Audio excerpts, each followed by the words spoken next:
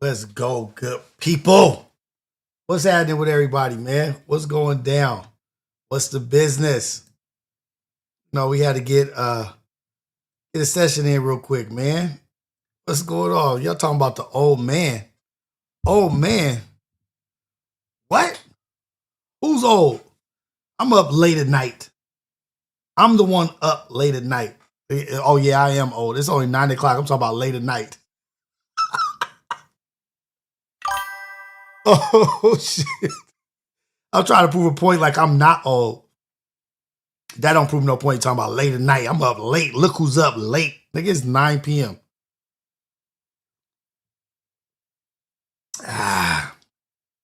Drinking lemonade. Shouldn't be drinking sugar this late. shouldn't be drinking sugar this late. It's all good. I ain't tripping. Tripping at all.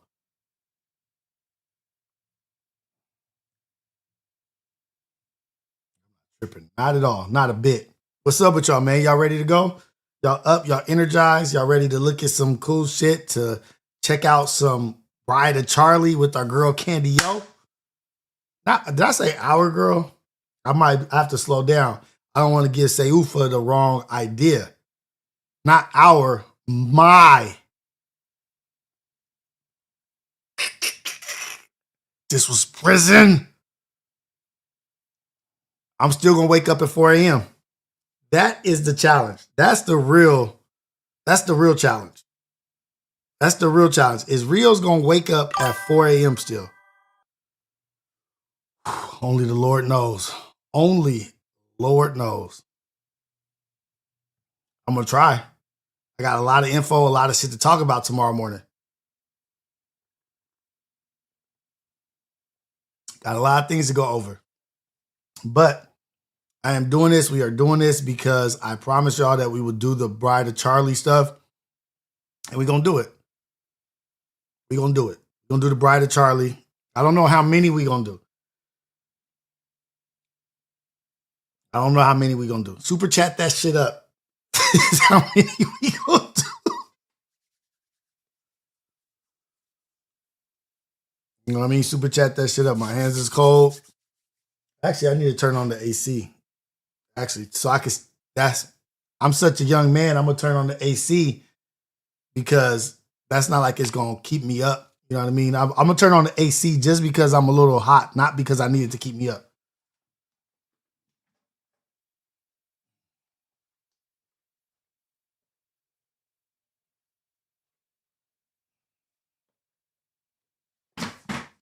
Even my AC controller, I feel like is an old person AC controller. Turn that AC on to 65. Oh, come on. See, Zeus, you starting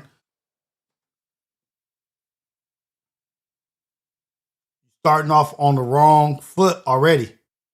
This ain't gonna be a good night for you.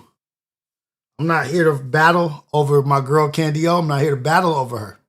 I'm here to just let you know Candy O is mine. What's up, man? Just check in with the check-in. Where y'all at, man? What y'all doing? What you got going on? How was y'all weekend? It is Sunday. We getting ready for Monday.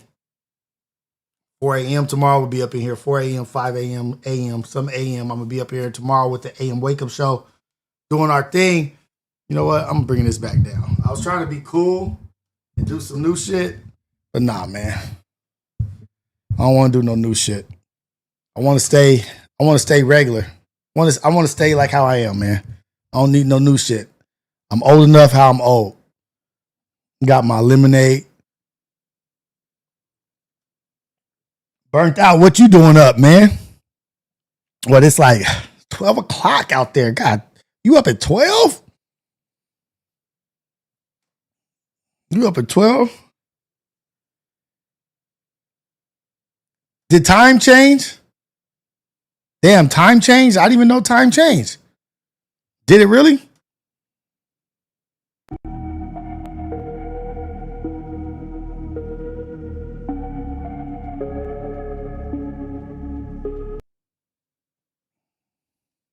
Dedicated, ironing the kids' clothes for tomorrow. That's what I'm talking about, man. Handling business. That's what's up, man. Yep. I'll be ready to make some breakfast and get the kids to school early in the morning. But I do love that y'all are up in here with me, man. I do want to say I appreciate it. I appreciate every message, every super chat, but also every chat, everything. Every time you guys leave a message, I appreciate it, man. You guys are the shit, and I thank you for everything that you guys do. I wouldn't be here if it wasn't for the support from you guys. So, the Zionist, Dogface, the Zionist.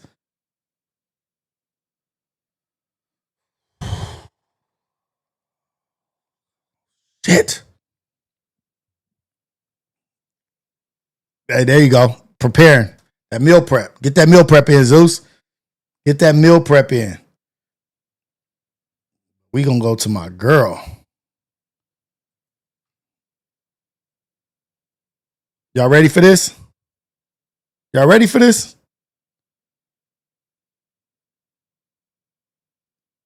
We're taking that. We're taking that from Sweden. This series is maybe dedicated to all the fars and more fars out there. I was speaking to one of Erica's exes, and he told me a pretty interesting story. I thought it was very interesting. Aside from offering the standard, I do not recognize who this human is at all anymore. I don't recognize the person that she is pretending to be. She's very different when we dated. Everyone says that across the board when you ask them about their relationships with Erica. But he did tell me another interesting. Wait, what Jay-Z word? What did I say? One morning, I often, I guess, speak to Erica about how close he was with his grandfather. His grandfather had already passed. What did I say that could get me clipped?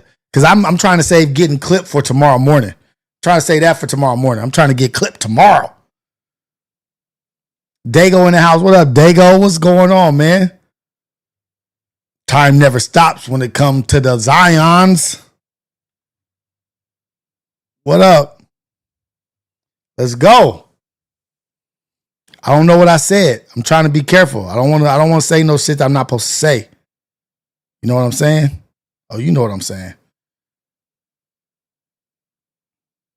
Oh, I said, see, look at Dogface trying to say the apple, man.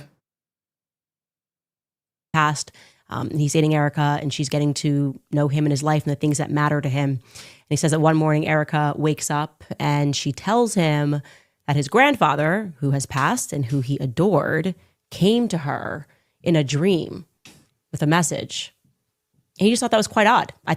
And just so we're clear, last R Files, we all agreed that no matter what, at the base foundation of the shit, Erica Kirk is weird and suspect in a mug. She like that game Among Us. The kids be playing the Among Us game, and the one kid is the suspect or something. I forget the Among Us. But whoever the bad guy is, there's a word for him. That's what Erica is, man. Suspicious. Thought that was an interesting story. It tells us a little bit about Erica because that is a psychology of sorts. It kind of reminds me of when Meghan Markle would spray Diana's perfume on to sort of attract Harry. We're learning a lot more about Erica and her psychological profile, and we are going to discuss more of that in depth today. So welcome back to Bride and Charlie. Let's go. Welcome back. To hide. It's in their hand.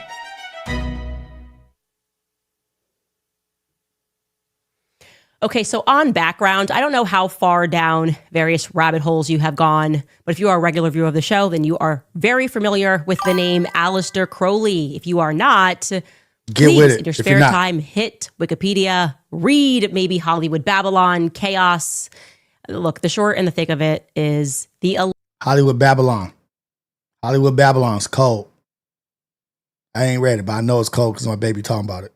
Elites practice occult sex magic. You just got to accept that that is a circumstance at the top. They've been doing that for a long time.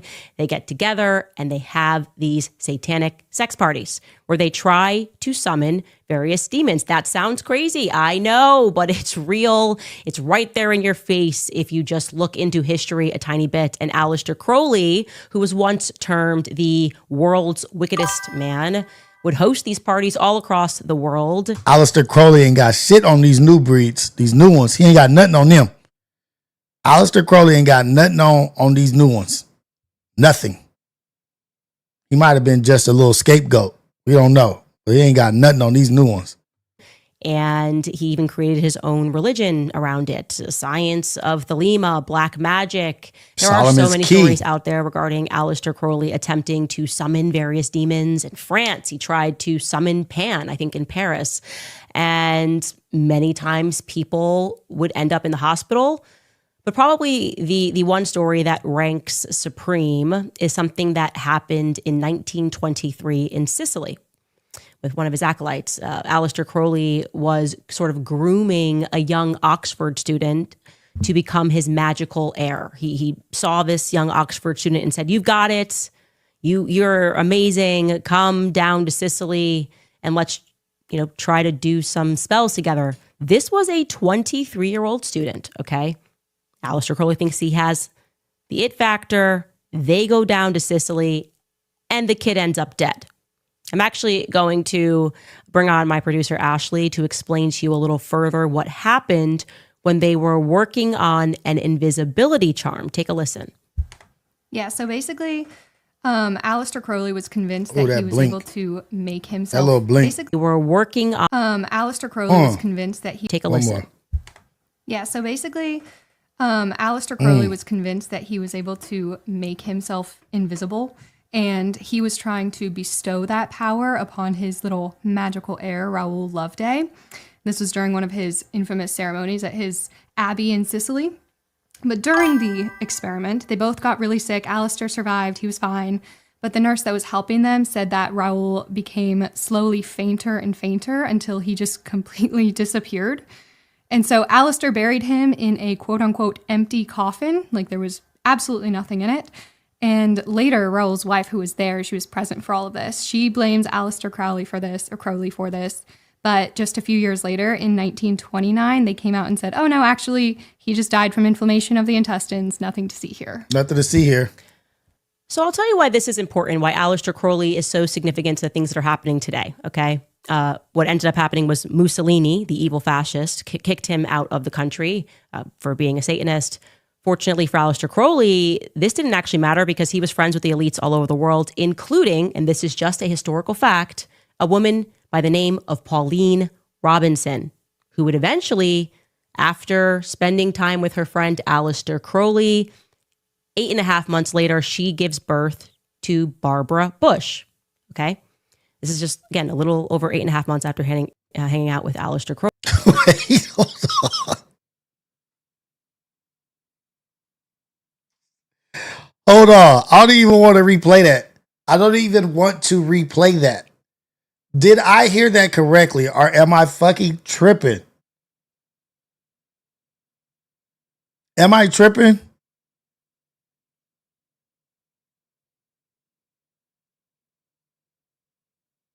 Wait, what?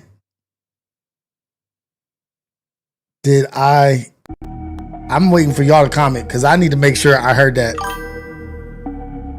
Before I press rewind on that, I need to make sure.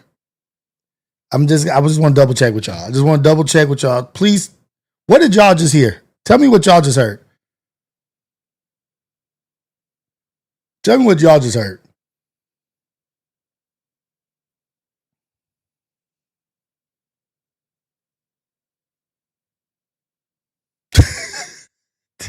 Did I just hear that correctly?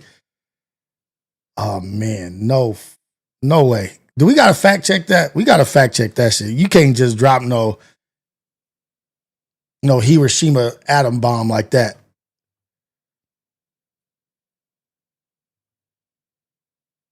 Then, who would eventually, after spending time with her friend Aleister Crowley, 8.5 months later, she gives birth to Barbara Bush. Okay. This is just, again, a little over 8.5 months after hanging out with Aleister Crowley. Obviously, you know who Barbara Bush is, the mother of George Bush. Now, this is the source of the rumors that Barbara Bush is actually the child of Aleister Crowley. Now, why am I telling you that? Why am I starting this episode speaking about these occult rituals and the idea that the elites are practicing occult magic? It's because it's important that as we begin to connect dots throughout this series, that you fully digest, as I told you yesterday, that Operation Paperclip was not about rescuing brilliant Jewish scientists who were being persecuted from Germany. It was about rescuing wealthy occult perverts like Sigmund Freud and his boys, referring to them as scientists. It doesn't matter how I don't know that, dog face. That's not the point we need here. That's not the point we're trying to make here. Okay? God dog it. Saying that they had scientific breakthroughs so they could go on doing perverted things and go on being the elites. The same families have been in power for a very long time. Everything else is just an illusion. Okay? I don't know how some people don't recognize that. Just looking around at who they keep trying to tell us is a genius. How is it always the rich people? Do you guys really think that every offensively wealthy kid who makes his butler do his homework grows up and becomes a tech genius? That's just the story that we keep being told. Jack Parsons, unbelievably wealthy kid who created the Jet Propulsion Laboratory. That's the precursor to NASA's Apollo program. Oh, he was such a genius. He was trying to literally summon demons. He was Aleister Crowley's protege. He was doing the exact same thing that Aleister Crowley was doing. Can we just give a round of applause? I just want to just clap it up. I want to clap it up for Candace. Candace to y'all, Candy O to me. Candace to y'all, Candy O to me. I just want to clap it up because she is doing the work. She's doing the work. Who else is doing the work like Candy O? Who else is doing it like Candy right now? Fine. Shit. Elite sex parties saying we're going to create a moon child, everyone, sex, drugs. Elon Musk seems like a nice guy, but do I believe he's running 17 trillionaire dollar companies at the same time while also having 49 baby mamas? No, I don't accept that. Bill Gates, that one bothers me the most. Oh my God, shocker. He's in the Epstein files. Look at him, people. Look at him. Look at his face. Of course he's in the Epstein files. You really think this guy is just such a genius? He went from computers to pharmaceuticals to poisoning African kids. He's just so genius. Yeah, I'm troubled the most by people who ever bought that man was smart. Poor and middle class people know we can never go on to become geniuses. It doesn't work like that. Now, I want everyone to just wake up from this occult spell of thinking that these people are smarter than you. They are. Candy said, "Wake up, y'all. Wake up. I'm just here doing the dirty work." She said, "Wake up. Y'all need to wake up, man." Are not natural geniuses, which do exist, like Charlie Kirk. You have to either play ball with the elite. I'm starting to get jealous of Charlie, even though he ain't even here. Like the way she talks about Charlie is starting to make me mad. Like, meaning hand over whatever it is that you have built to fulfill our ends. Let us be in control of the message. What you're doing is big. We want in. Or if you say no, you wind up dead. That's how the world works. And the military is responsible for keeping particular families in power. It's pretty much eugenics at the top and social engineering at the bottom. And we have proven over and over again as a society that we are subject to psychology. Our minds are malleable.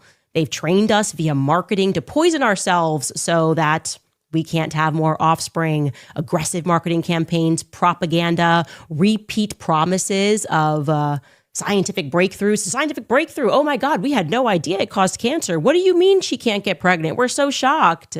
This is what the military does best, okay? Psychological operations. You've seen it in this entire lead up to Erica Kirk. It is part of the reason I believe, I don't know if you've thought about this a lot like I have, why did the military choose to have us all watch Charlie's execution? Think about that. They could have just poisoned his drink or something, done their standard, she's right, mess with the brakes and then get into a car accident. I don't know. But no, they wanted us to watch it. They wanted to make sure that we all watched it and we had an emotional reaction and that they could sort of harness our emotions to get behind Erica. right? Erica, that was where it was supposed to go. You watched it. She's the widow. That's why they just keep saying the thing. She's the grieving widow. She's a grieving widow. Never mind everything that she's doing right now. Never mind the lack of concern that she seems to have for this investigation. Me sitting down with her and her speaking about Charlie, and never is emotion coming up. And she's like, yeah, I like to work. But then when I see the first trace of emotion, it's about her mother who's alive, but Charlie's dead. Charlie's dead. Everyone recognized something was off about that. The way that... Wait, y'all forgot about the videos where the trains shipping hell of tanks and crates around 2014. I don't remember. I do remember. Do y'all remember them shipping all them goddamn plastic coffins? Mass amounts of plastic coffins? They are defending her is crazy. I've never seen anything like it. I could do 27,000 series, like I said, about Hillary Clinton. They wouldn't care. They wouldn't care at all. But Erica, my goodness, there is something there. You cannot touch or speak about it because, well, they cast a spell. What's wrong with you guys? Well, anyway, let's quickly recap the military connections that we've already established in the Erica Kirk story, right? So we learned that Erica was born at the Good Samaritan Hospital. Wait, Jumbie, you calling her MK Ultra Scott? Wait, you calling her MK Ultra Coretta Scott King? You call him? Are you talking about my girl? Might be either the 20th or the 22nd of November of 1988. It depends on who's telling the story. Is it Erica? Is it Lori? Is it Erica's dad? A hospital graciously gifted by the Marine Corps after they were kind of caught experimenting on human brains. Because who among us hasn't been caught experimenting on human brains unethically? Youth, I guess, is wasted on the young. You should also know that Far, Carl Kenneth, was himself a military man. He served in the Army Corps of Engineers. And of course he did. Tell you, having looked through so many people's stories, I do believe that the Army Corps of Engineers is not always engineering, planes. I think sometimes they're just engineering society. Social engineering is what they're into. Yeah. I'm not speaking about Carl Kenneth specifically. Oh, Erica Kirk. Very obviously one element of our military. Now, Erica's father and her mother, Lori and Kent Francfay, as we learned, were married in Marblehead, Massachusetts. We still cannot find a single shred of proof regarding that union having taken place, but we do acknowledge that it is the birthplace of the Marine Corps aviation. Although whether that marriage took place in the 80s, whether that marriage took place in the 90s, or whether that marriage took place at all, we will see if we can discover throughout this series. But today, I would like to discuss with you guys Kent Francfay's first wife. This woman is very important. The woman that he married before Lori, in my opinion, is one of the more compelling characters in this story because she's very powerful, she's very connected, and she has quite a peculiar background. And ultimately, her life, despite the fact that she married him first, is going to plug right into Erica's life. This woman's name she died 2 years ago, Dr. Jerry Francfay. Look. Yep, she did it. She did it. Yep. Look at Dr. Jerry Francfay. I'm going to tell you about Dr. Jerry Francfay. She keeps her name. She also dies in Arizona. Everybody's in Arizona. You have no idea. Arizona. Exes, and they seem to get along quite well. They keep doing business together. Well, Dr. Jerry was born Jerry Pitts in 1943. She was born into a very strict Mormon household. Yeah, fun fact. Erica's father was at first... This Utah shit and this Mormon shit is something cooked up in there. It's something cooked up in that Mormon shit in Utah. Something's going on. Married to a Mormon before he got together with Lori. Jerry's Mormon family is from Arizona, a very powerful Mormon family, but she herself was raised in Indianapolis, Indiana. Jerry also happens to be a victim of child rape. Okay. Now, she's going to tell the story in a different way. She's almost going to, when she retells the story, make it sound like a love story. It's weird to me. I don't think a person should be trying to normalize child rape, or if they do, They probably shouldn't hold any future positions of power over children. Wouldn't you agree? Well, I'll let Jerry tell it. Let's read a bit of this article from 1981 where she recounts her own history. It tells us that at 14, she ran away from a strict Mormon upbringing in Indianapolis to get married. She says, quote, I was a straight A student and was about to get the worst mark of my life, a C in algebra, Francois said in an interview. I couldn't face my parents. I loved my boyfriend. We saw an opportunity and we took it. I lied about my age. I altered my birth certificate. I then smeared it with Clarisol to make it look older. 6 months later, we asked to come home and we were welcomed. She was a mother before her peers, graduated high school, and divorced before she was old enough to vote. Okay, so just to recap, she gets married at 14. Not mentioned is the fact that she's already pregnant. Okay, she then runs away for 6 months to the other side of Indianapolis, uses Clarisol so she can get married at 14, has this little shotgun wedding. She gets... Y'all, this is just barely into the second episode. Just think about everything we heard in the first episode and what she's saying and what she's laying out right now. How is all this shit revolving around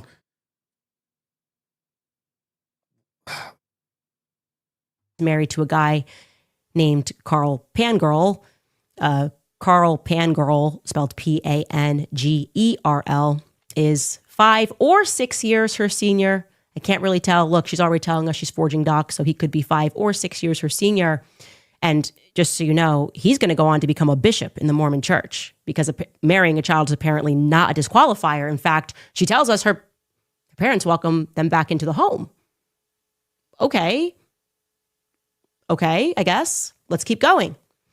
They divorce, and then Jerry somehow becomes a bookkeeper. She gets into accounting. So it doesn't matter that she got knocked up at 14, that she's married and divorced before she turns 18. She's still somehow able to just get a good job and begin a career. She becomes a bookie. She learns clerical machines.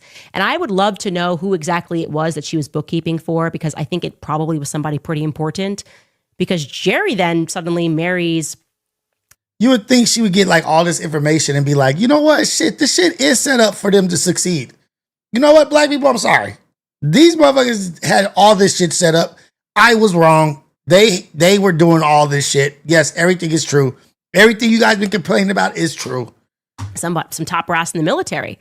Her second husband, and we're not going to get it, just going to give you the facts about him. He's a man named Kenneth Himsel, and he's a captain in the Indiana National Guard. He goes on to become a major general. They get hitched in 1965.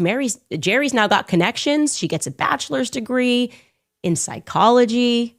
That same year, psychology is what she is about to become an expert. That's going to be her career path She just gets psychology, particularly the psychology of children. MK. It's now 1970. She's 27, and she becomes a social worker. Very fishy. Very, very fishy. She was a product of child, you know what? Then she becomes a child social worker. Then she's a psychologist probably for the department or whatever. Sounds very, very manipulative, MK type shit. Indiana. And instantly in my mind, and I get it, I'm a conspiracy theorist, but I'm pretty obsessed with MK Ultra. I don't love anybody that was a psychologist in the 70s. Especially one that's connected to the military, especially someone that's connected to the military in Indiana who happens to be a victim of child rape herself. I'm not loving it. A lot of red flags here. It's immediately suspicious because MK Ultra was in full swing. And if you did not know, Indiana was a major hub for MK Ultra action. The universities in Indiana were factually involved in experimentation. In fact, Indiana was actually the place that the government manufactured the LSD to drug people with for their experiments. You can thank Indiana for the hippies movement. Thank you, Indiana. Also for Michael Jackson. Jerry's big time. And Larry Bird. In 1971, she heads out to Chicago and she begins working for Quaker Oats for 3 years. Oh, now, no. Don't tell me you know what the Quakers, not many Quaker Oats. Don't tell me that they was fucking with the Quaker Oats. I think that's the only fucking oatmeal I eat is Quaker Oats. God damn. Like me, I was like, well, at least Quaker Oats, we know hired a psychologist for what? She says she was helping them with marketing. What kind of marketing? Okay, the official story, like, I don't know, help us sell these oats. And if you're like me, I was literally thinking in my head, well, at least Quaker Oats was never involved in any weird MK Ultra type experimentation. Me and Candy kind of be thinking the same. I be saying stuff right before she say it. Like, we be finishing each other's sentences almost. She be finishing my sentences, even though this is pre-recorded. It's like she's got the same sort of humor as me, and we think very similarly. It's crazy. Or anything. Except for that one time when Quaker Oats was actually going into mental institutions and force feeding a bunch of radioactive oats to little boys.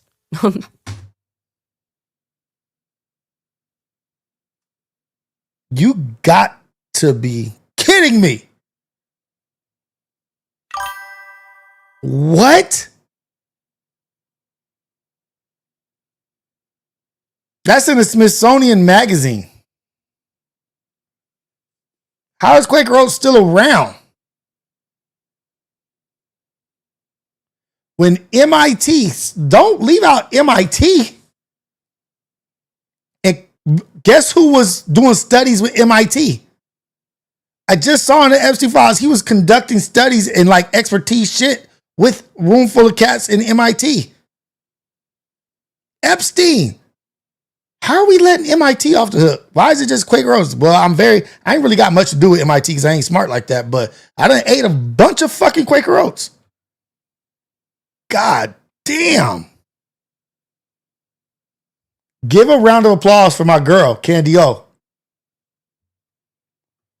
Look at this article. This is our government. A spoonful of sugar helps the radioactive oatmeal go down. Yes, Quaker Oats was conducting experiments on unsuspecting young boys. Yeah, I don't know what to say.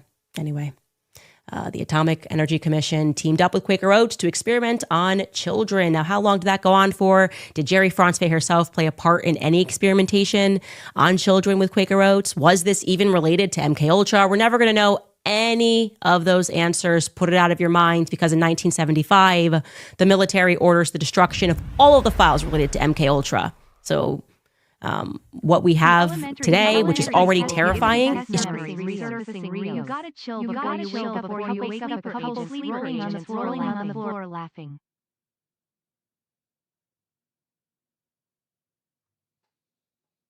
Shout out, brother Jumbie.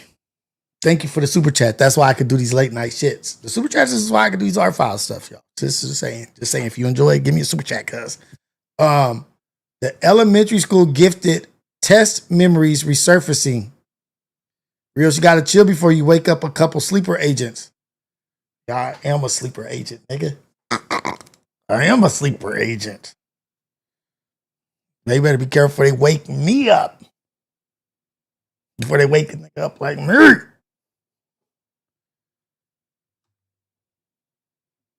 just a skeleton of just how far-reaching that CIA program was. But I can say confidently, I've always believed that MKUltra was tasked with creating Manchurian candidates. I believe a lot of people in politics today went through weird psychology programs.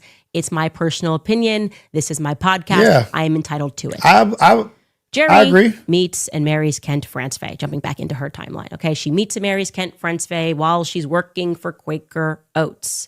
And she's a few years older than him. She continues to climb the ranks as a psychologist, gets a master's degree, a doctorate. Now she's going by Dr. Franzfey.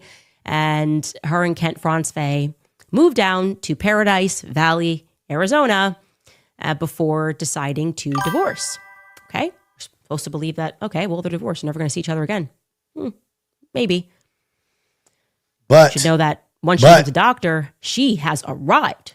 She is now going to work for the biggest and most powerful families in the world. Right. Okay. This is where it's going to get really fun, because she begins working for, I mean, not even just one of the most powerful families in the world, but it also happens to be. It's okay if her eyes are wide. That means when she's doing her business, she could see if somebody She's never not paying attention. She can see around you as she's, if you know what I mean. Never mind. If you know what I'm saying, while she's handling the business, she can still see a nigga coming up from behind you. If there's a sneak attack or some shit, she could be like, there ain't nobody sneaking up. Even when let me stop. A French family. France. I could never do a series where you're not there, France. The DuPonts. I kid you not. Of course. She starts working for the DuPont family, becoming the director of employee relations for DuPont because she's so good at psychology. She gets into organizational psychology. She is tasked effectively, I would say, with finding the psychopaths that should head up the corporations that are run by the elite bloodlines. She goes into partnership working for the DuPonts. Now, in case you forgot, they're also just mass poisoning people. That's what they've done for a very long time. If the lawsuits are telling us anything about, they have innumerable lawsuits related. Was Monsanto or DuPont Agent Orange? Was DuPont Agent Orange or was Monsanto? I can't remember. To them poisoning the population, giving people cancer. Jerry's apparently a good fit. In 1983, DuPont completes the largest merger in corporate history with Conoco Oil, and they're able to do this thanks to Reagan and George Bush being in office, deregulating things, making it easier for private corporations to go in and do bigger deals. Of course, we know DuPont then moves those headquarters to Wilmington, Delaware.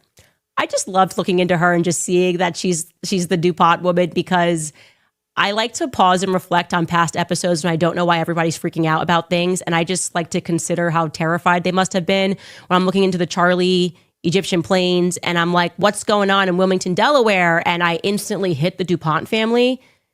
And then Erica's out there nervously at AmFest cracking like not funny jokes about Egyptian planes. She's like, nobody in Egyptian planes are here.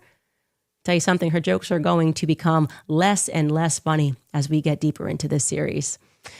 Now back to Dr. Jerry. She is then somehow awarded an entire research center, at Radford University in 1983, a gender clinic of all things. She's a feminist and she's awarded a gender clinic, and they begin giving lessons to the military. My question is on what? Gender? Why do we need a research facility? Oh, I know why. The reason, and so you need to understand how the world works. The reason why companies might be interested in having people that will come up with BS research for them is because government and corporations have to produce completely fictitious academic reports and studies to justify the psychopathic things that they're doing to us worldwide. Okay, right. You got to have the experts. You got to have the psychopathic experts that will produce the reports so that people in power can just unilaterally force things across the population, like the COVID vaccine. Oh, well, Dr. So-and-so, Dr. Franz Fay maybe says that if you don't get the vaccine, it's because you're a psychopath. If you don't line up and get the shot, it's because you're crazy and she's an expert. That sort of a thing, just giving you an example. She wasn't involved in the COVID thing, to my knowledge, but that's the purpose, right? And Dr. Jerry Franz Fay becomes that sort of an expert with ties to the most powerful families in America and France. She also, by the way, happens to be a total and complete fraud. I am confident that Jerry Franz Fay is a fraud. Okay? Fraud. Capital F. Fraud. Hey, my girl Candy, she always be catching me off guard. She's a total and complete fraud. See? She says she sucked her way to the top. Hey, love my life. Keep this series going. Thank you for the super chat. Thank you for the super chat. That is what keeps this series going, is the super chats. For real. I'm not even joking. Not even joking. Not even being crazy right now. It's the super chats. It's what keeps the shit going. So thank you. I appreciate you. Trying to get these monitors correct. Boom.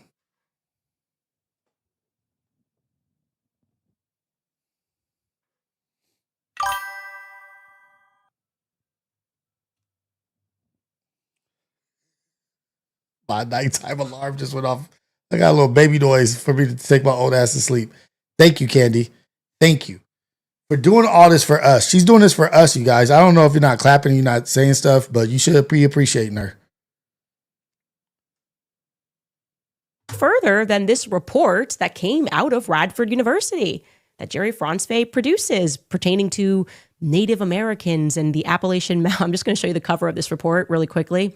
So it says that who's putting together this report? The Center for Gender Studies, and it lists 5 names: Marjorie Wayland, George Bourne, American Richard Indian Castor, and Appalachian artisans. Susan Friedman, Jerry Franzwey. Well, not what she doesn't communicate in this report is that that's her family. Marjorie Wayland is her mom. Good job, Candy. Richard Castor is her nephew, her sister's son. This is why they just get married so much, because, and I didn't even look into the other two. I just couldn't, once I realized that the 2 of these people were her family and they're going to produce a report, I just went, oh, she's like a whole fraud. That's just effectively Mormon mafia, right? We've done a report. Tell Yes, them, we Candy. can go into Native American Mormon aid, mafia feminism or something. We can go right onto the reservation. These women want to be free, something like that.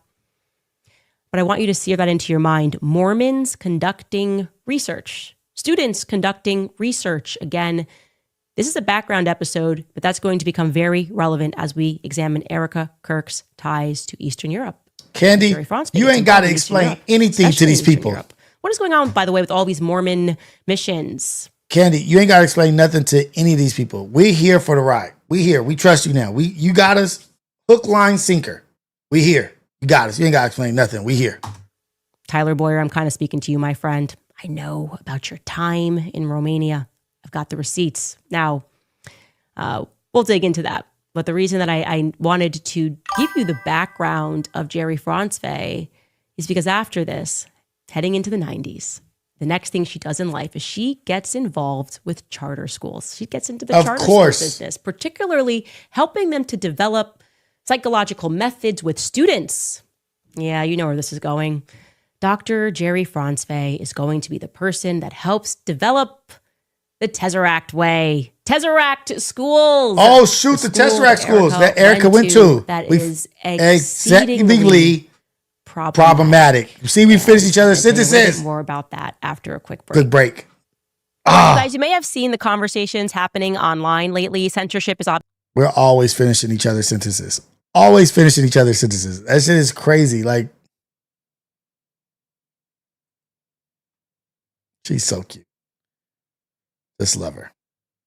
Magisterium AI, because I said it before and I'll say it again, / Candace.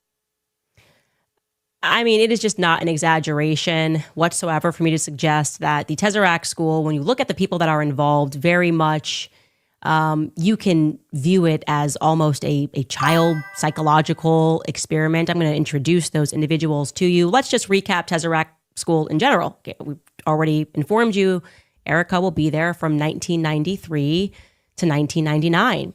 Right. We showed you this photo of her in the first grade. We also then showed you this photo of Erica in the second grade. Erica, by the way, I should note, because we got some comments about this, she has spoken about how her mother chopped her hair off. So that is a known thing because she didn't know how to do her hair. I'm actually inclined to think that it was because her dad was taking care of her at that time. I'm not positive about that, but that would definitely make sense because these are going to be the years that she has a stay-at-home Are dad. the people that was involved with her, they liked photo, little boys? We have here with Erica in this school. This is without question a school that is being designed by the elites. It is backed by the Bushes and the Waltons. They, among other elite families, they are, again, kind of getting into government money in a way, pioneering charter schools. You give us the tax dollars and we'll show you a better way to use them. Government schools are failing, right? We're always in that right versus left false dialectic, but the same families are benefiting from it. We're going to use this government money. Okay. Now, of course, you're going to do all that. You need to have your elite psychologists on board to help develop these children, how you're going to test them, how this is going to be Eddie Flores, you're right. That's a great point about how the Republicans, they never talk about how Trump pushed the vaccines or whatever. If you haven't noticed, Trump just does what he's told. The things you be like, why would he do that? Why is he doing that? It's because whatever the agenda is, they got Trump elected because he will do it. He is dumb enough and crazy enough just to do whatever they say without questioning.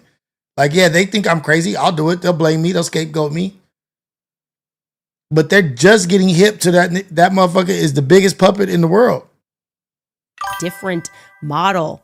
And that is why it makes perfect sense that Dr. Jerry Franzwey, who conveniently is her entire Mormon family is from Arizona. Her and Kent had a home together in Arizona and in Paradise Valley, which is exactly where this particular school was. This was the first school, and this one is going to fail very quickly.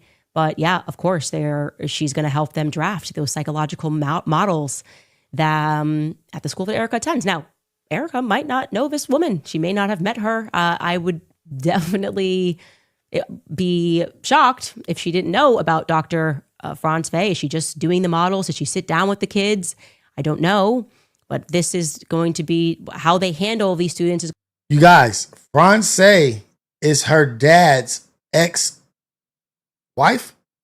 right? If I'm not mistaken, is her dad's ex-wife. When she was she was pregnant by him at 14 and married. And then Erica ends up going to the school that she helps build. Going to be described as the Tesseract way. Now, I want you to know who else is involved with this school. Because if you think Dr. Jerry Franzwey is problematic, well, I told you already that John T. Goley is the CEO of Tesseract. He does that announcement about it with Jeb Bush. Shout out Alberto. Likes with the thumbs up, medium skin tone. Hey, shout out to you, man. Thank you. Alberto. Super chat, $2. Appreciate it, man. Thank you so much. Let's match the likes with the views. Yeah, let's match the likes. Come on. Let's go. Who is, supporting charter schools. Hit the like button. Well, I told you, John. Hit the like button. He was working with Roundup Monsanto on their launch. So I guess him and Jerry's with DuPont. That's a natural alliance, poisoning the population and getting away with it. But there's some other key players here. I want you to know about this guy named Phil Bliss who joins the board of Tesseract. Okay? Phil Bliss here, over there in the corner. Look at Phil Bliss. Look at this fool. Yes. Might as well have Charles Manson on here, man. These people is just rich Charles Mansons. The board member was involved with Stanford University in the 70s. I'm not going to, yes, I am MK Ultra. Okay. He was known widely during that time as a drug counselor. Okay, everyone's taking LSD. You got the drug counselors, and he is also working with Stanford's Hospital for Addiction Research, right? He then co-founds a school in Palo Alto, which is called Mid-Peninsula High School. He installs himself as the principal of that school, and that school then has a shooting. These motherfuckers is sick, man. Sick is deep-rooted sickness. Let's talk about the Sacklers. If y'all don't know about the Sackler, three brothers, the Sacklers, and Oxycontin and all that. Oh, my God. In 1996, it turns out that the student that committed the shooting had been working with Philip Bliss. It's Orlando Lopez. Yes. It's the Tesseract. Yes. They named their school Tesseract. The Nazis been chasing the Tesseract. It's all linked together, man. Through his depression. Okay. Fantastic candidate. I don't know. I got a lot of questions about these psychologists. As I said in the first episode, when you look at all these things that are happening, school shootings, behind everything is a psychologist and a prescription counter, truly. He also, on that same campus, by the way, he was on the board of a French-American school, so he also has French connections, but that's just kind of implied now in my life. The person who is going to be running the school as the executive director is a woman named Jill Kessler. She's the executive director. And, shout out to Vache, she says man. that she moved to Arizona for her husband's job. That equals flavor. I And see you. He is a pediatric developmental behavioral pediatrician, whatever that means. He specializes in children and behavior, essentially. So she is well suited. Above her is Susan B. Silverstein, who is the vice president of development. I have a very strong indication of who Susan B. Silverstein is, but unless I'm certain, I'm not going to show the face and tell you the backgrounds. But yeah, we're just going to pause on that. That's some good information, JB. Tesseract is a cube in 4 dimensions, like a cube is a square in 3 dimensions. That's good info, actually. About who Susan B. Silverstein is. But like I said, they have done a very good job of wiping anything and everything about this particular Tesseract in Paradise Valley, which eventually shuttered in 2000 from When the last time you smoked crack, you so happy he not in here that you had to mention his name. history. I mean, even books. They're like, this person wrote a book on the collapse of it. The book is just gone. You cannot find this book anywhere. I told you already that John Walton, obviously the son of Walmart founder Sam Walton, is a major investor. This is crazy. He also sits on the board. And my viewpoint is that it is fair to suggest that the school in and of itself was a psychological experiment, and the school completely falls apart. There's accusations Shout out to of smoke financial crack. When the last time you smoked crack, as well Daniel as the Maya method Garcia, which they used Better to Living. track the success of the Shout out students. to all y'all, man. People said this is a complete scam. The way that you're doing the studies doesn't have any control. There's no control. And Last time that you would smoked crack, track with Bingo. anything Dr. Jerry Franzfey had her hands in, because she's a whole fraud. She's just, you can't just have your mommy doing Bingo, experiments. Rios. Come on, man. You can't do this. You just can't do that. I also want to say this, and this I'm going to say without any names here, but the family that I received these yearbooks from, they had a child, multiple children actually at the school, and obviously the child is an adult today and has always maintained that he was sexually abused by very specific people at the top of this school. Obviously, I'm not going to name those people. I have no evidence of this, but I was very compelled to listen and also to believe that individual, because, well, child abuse and psychology go hand in hand. So even if I didn't have his account, I would not have doubted it. Dr. Jerry Franzfey herself, by the way, was dropping seeds in kids' and minds. colleagues with Dr. John Money, the notorious psychologist. Not John Money. Was one of the fathers of transgenderism, who then it turned out notoriously abused children. You guys, Right. if you guys don't know who I'm speaking about, as soon as Jerry Franzfey opens the gender clinic at Radford University, or heads up the gender research center at Radford University, she brings over Dr. John Money. This is who Dr. John Money is. Take a listen.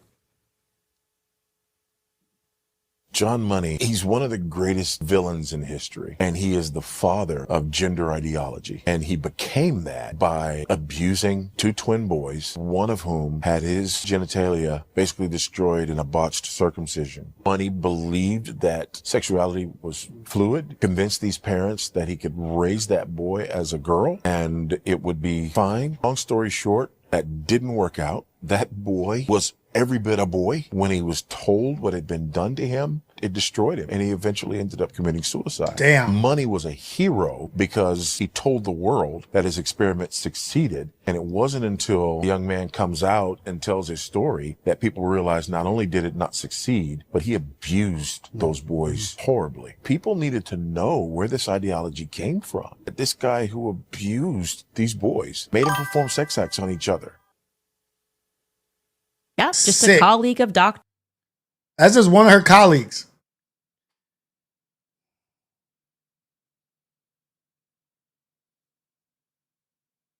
That is one of her colleagues.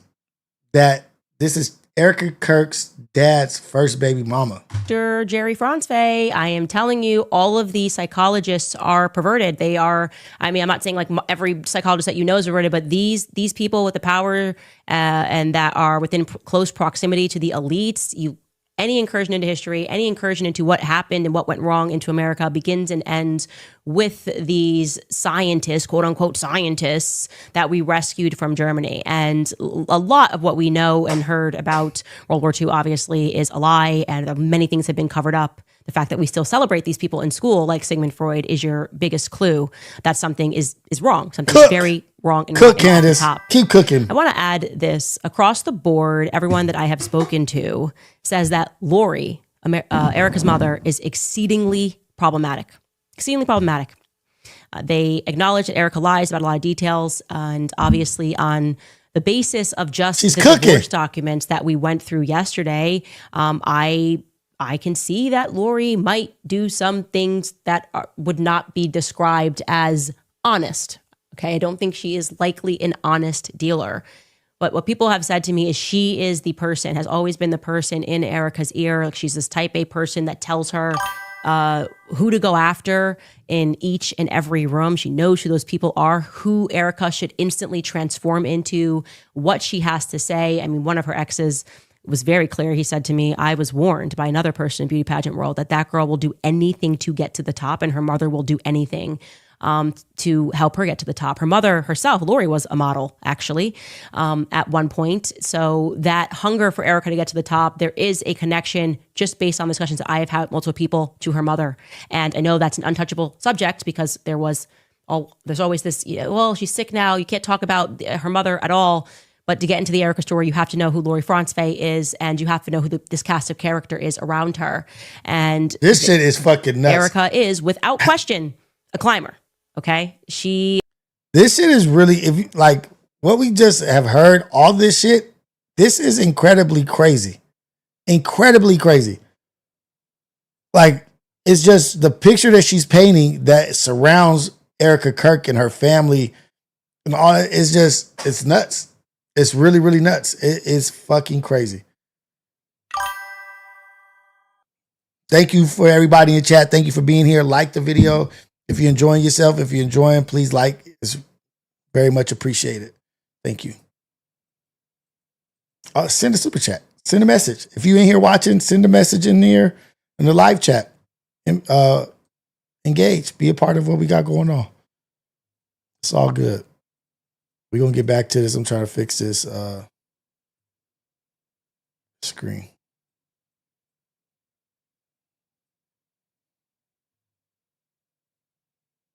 Okay. Let's get back to it.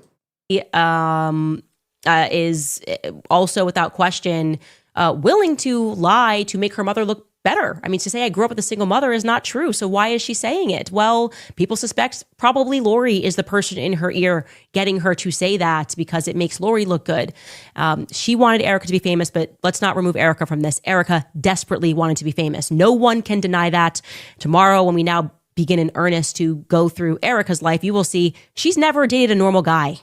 She's never dated a guy with a 9-to-5 job. And that's what Elizabeth Lane was hitting at when she was speaking about going through her exes. You can see like she was going to be with somebody. She was, okay, you're going to the NFL, you're going to the MLB. We can be on The Amazing Race together. You will see very clearly she is not dating a regular guy ever. Okay. Her goal was to make it. And I suffice to say that Elizabeth Lane was very much. Dogface is on point, like Stacey Adams, Robert Maxwell, Ghislaine Maxwell's dad, McGraw-Hill, all connected. And you know what's crazy about this Epstein shit? Only person arrested was a woman. None of the men. Just a woman. The only one arrested in jail right now is a woman. Crazy shit. On the money when she suggested that that she would have done anything to be famous. And like I said, you simply will not be able to deny that when you see the stuff that we have uncovered about her and the missing years, I'll say plural, of Erica's life. She ain't Jesus. What's these missing years? Where was Erica? She even admits she's missing. There's so much there. Anyway, we'll take a brief break before I just show you a clip of Erica just lying casually. All right, you guys, let's talk about something when you subscribe order. Easily the most important. All right, let's talk to the chat real quick. Let's get some things straight. What stands out the most to you right now? Like, it's a bunch of alarming things, chat. It's a bunch of alarming shit. But what is standing out the most to you? I'm going to tell you guys what stands out the most to me and what is a constant reminder.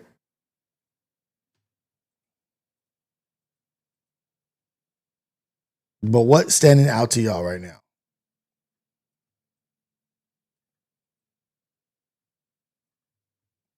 It's really a trip. This shit is all real. It's all real.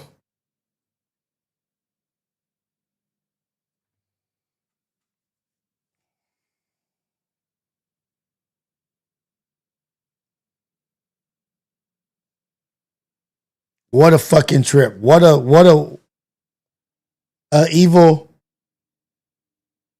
weave of webs.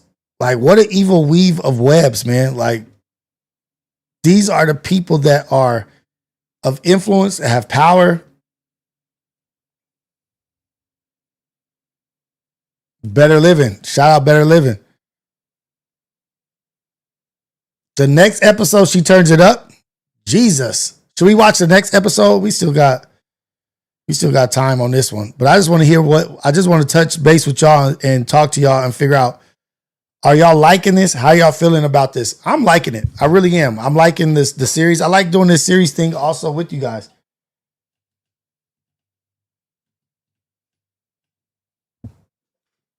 I like doing this series thing. I like the feel. I like the vibe. But to me, what stands out the most is the inner circle, the connection. They're all interconnected. It's all a part of the game. It's all a part of the game. Everybody is in that circle. You don't accidentally get inside these circles. You don't accidentally become a part of what they do. You don't accidentally become exposed. Even their victims aren't accidentally just chosen. It's not just random. Everything they do is selected, thought out process for a reason. There's reasoning behind all this evil shit that they're doing. They just not saying like, oh, yeah, that white girl right there. Or, oh, yeah. No, it's all with intent. It's purposeful. These people are downright dirty. But just because they downright dirty and sick, don't mean these cats ain't intelligent and ain't vicious and top tier with their organization skills and efficient. These people are, woo. Because we could be like, oh, they dirty, sick, mentally ill. Yeah, they are that, but they also are on top of their shit. They're also on top of their game. Don't underestimate any of these people just because they on some sick shit. Seems like their lives are planned from birth. Like that's what's like hitting the most to me. Like is the connections of the Waltons, the Franzes, the Mormon community, Utah, Arizona. Like Utah and Arizona are coming up a lot.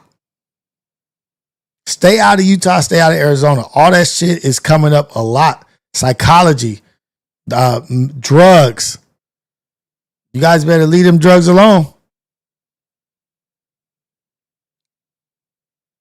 Covert operations, paperclip, MK Ultra, the government. Zionist agenda. Important relationship. And again, I don't want to get ahead of myself, so we're going to get into this tomorrow, but the most important relationship that Erica had at Turning Point USA is Tyler Boyer. You will recall that when I sat down. Dogface. You might have just hit the most wicked one. God damn, this nigga's always coming with some. He said, Aleister Crowley's daughter married a U.S. president and then gave birth to a U.S. president. Wow.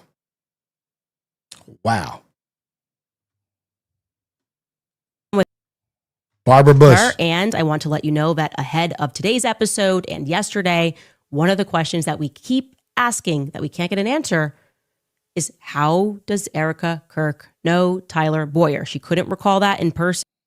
But then you got to think about the oil connection, the Bushes. The oil connection from Texas to the Middle East. The old Bush, the father, was still flying out there like 2-3 times a year. Oil fields and shit. Maybe poppy fields. Then we can't get an answer. That seems to be something that she doesn't want to answer, right? But Tyler's a very significant person because he introduced her to Charlie. He set that up, right? Not a good guy, Tyler Boyer. And there was a rumor, which I will tell you what Turning Point's response was, but and it was stronger than a rumor. It was somebody very much in Charlie's life who said, had reached out to me and said that Charlie told this individual that he was establishing Doge because $10 million was missing. Okay. Heard that. I went to Justin Strife when there was communication between us two, the COO, and I specifically asked about that. I said, I heard this, and this person definitely knows Charlie, he knows Erica. And, is there any truth to this? They said, no, that's not true. Well, fast forward to today, and they've fired a lot of people, and, a lot of people are speaking. And somebody who was within Turning Point USA confirmed to me that money was indeed missing out of Turning Point USA. I can back that up 100%, which is why I'm saying it publicly, that there were millions missing out of Turning Point USA. And they were wondering where that money was going. Just because it was a introduction to a TV show, don't make it not real. Just because these motherfuckers got money, don't mean they ain't greedy. It's never enough for them. And they specifically said that the money was missing out of Turning Point Action, which is headed up by Tyler Boyer.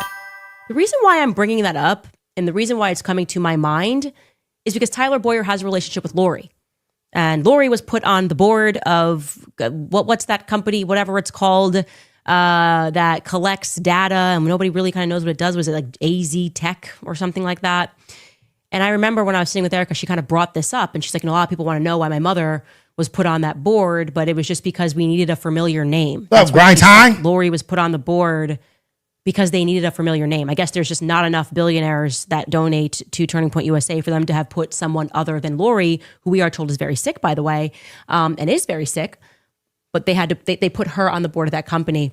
It makes me wonder if that is true, and also why Justin Strife has a different version of events than somebody else at the company regarding whether or not money was missing. There's a lot there that I feel needs to come out. I do not believe for a single Let's second go, Candy. Their version of events that... Shout out Candy O, my girl Candy O. Shout her out. Give her a good thumbs up. Give her a hand clap. Support. Thank you guys. Please like the video. We are party watching The Bride of Charlie with my girl Candy O, and she is hitting on a lot of shit right now. Charlie established Doge 7 days before he died because he just wanted to feel like Elon Musk and use an expression. I don't buy that for even 1 second. So I do want to say that. And there is something casual about the way that Erica lies and how grind time. Send a super chat since we talking about super chats, nigga. How she lies about her background, how she lies about whether or not she's had boyfriends, didn't date for 5 years. That's not true. It's almost like she glitches and she doesn't remember. And there's an element of that oh shit to me send a super chat since we talking about super chats, cuz downloaded. Like she's remembering things and can't quite remember it. And I'm gonna show you this clip because tomorrow we're obviously gonna get into her pageant days and how she meets Tyler Boyer and the connections in Romania. But I do want to show you this clip of her just kind of lying very casually about how she got into the pageant world. This is her discussing that back in 2020. Take a listen. Was it after that? That's when you started pageants? Or when did that come about? Right. So the pageant world to me is something that it was an interesting season of life. It was nothing that I was ever groomed for. It was nothing that was ever on my radar. You were groomed. I wanted to play professional basketball. Tomboy. That was my thing ever since I was 5. Like that was I wanted to play, and that was all I wanted to do. I was a gym rat, for lack of a better term. And I remember getting something in the mail when I had come home from school one summer. Brother Jumbie, you already know it's up. Files I am. Next are files Pulling I am. up with a whole dossier on Aleister Crowley and how he shaped our modern government through occultism and the entertainment industry. CO's sex priests and TPUSA. I don't care. Hey, let's do it. I'm with it. Brother Jumbie, come on through. Shit, I think I might do it every night. I don't even know. This is feeling so good. Might do it every night. I might do it every night. And it was like, hey, you should compete at Miss Arizona USA. Someone nominated you. And I was like, I don't know who would nominate me for that, but okay. So I shared it with my mom and we. He is a fat ass, probably ate a kid just before he came on camera. Oh, please look at me. Such a nigga. Viewing all the different things that you have to go through. And I thought to myself, if I were to ever win this, she do got some cold ass blue eyes though. She got her eyes is kind of crazy. And then in this shot, my girl Candy O eyes is real far apart. The most important thing out of it would be to be able to make a difference with the title. Nice. I don't care about the photo shoots. I just want to be able to overbook myself, being able to get involved with the local communities, with the local organizations that are actually making a difference. So the pageant world for me was something that was not a form of narcissism. It was more along the terms of being a steward for my. She did beauty pageants so she could connect with the community and be a steward.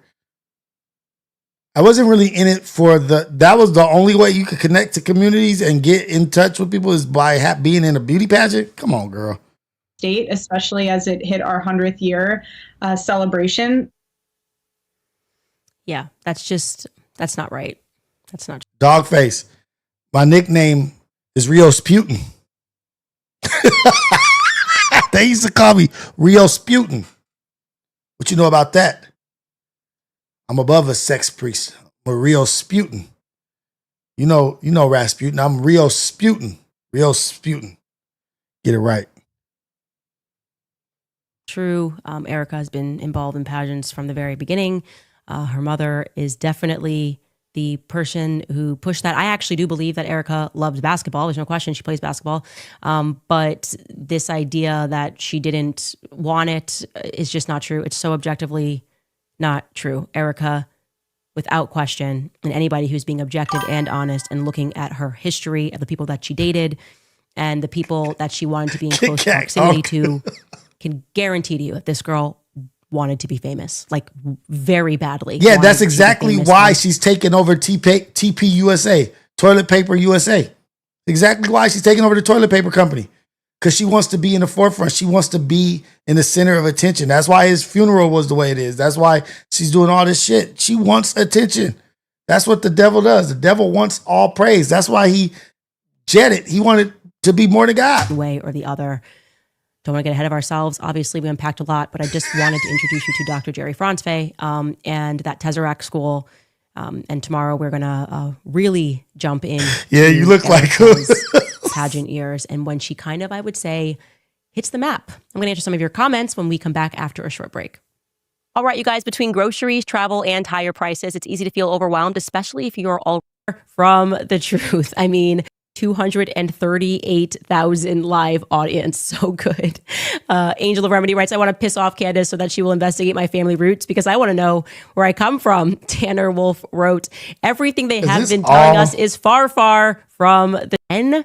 Now, Mormon families are always big, so this could mean something to in terms of speaking about of that early research into UVU campus, if it was not Mormons running around getting information and them acknowledging what's going on at this university. Why do I feel like the CIA is involved? Why is our president, like former CIA, she has since stepped down, but there's a lot of weird stuff happening in Utah.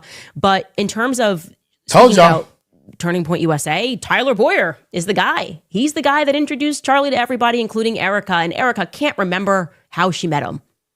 That's not right. Okay. And more investigation needs to be done into Jerry Franzfey's Mormon family. Okay. I'm going to give you that last name again of her mother, Marjorie Ferrin, Ferrin. And now Mormon families are always big, so this could mean something or it could mean nothing. But the Farrens definitely married into the She got it out for them. Farnsworth She's clan like, y'all help me a few find times. something. And Arizona, there's stuff going on there. There is definitely stuff going on. Tyler is close with the Farnsworth clan. We've covered that. There's a lot to look at, and I can say definitively he is not a good person. And Definitively. it's weird that Erica is protective of him. That should unnerve you. If that's another thing that was missing in this is just her instinct to get rid of bad people or people that were pressuring Charlie. She's like, give them main stage. These are my allies. My allies are Charlie's enemies. I don't know. None of that's normal. None of that is normal. And if I find out the Turning Point action was indeed for a fact and not allegedly, and I feel like it is like, oh my I'm God, getting this from Turning Point USA, right? Was actually missing around $10 million. $10 million. Two separate people saying that, one in their personal life saying that, and now someone in their professional life saying that.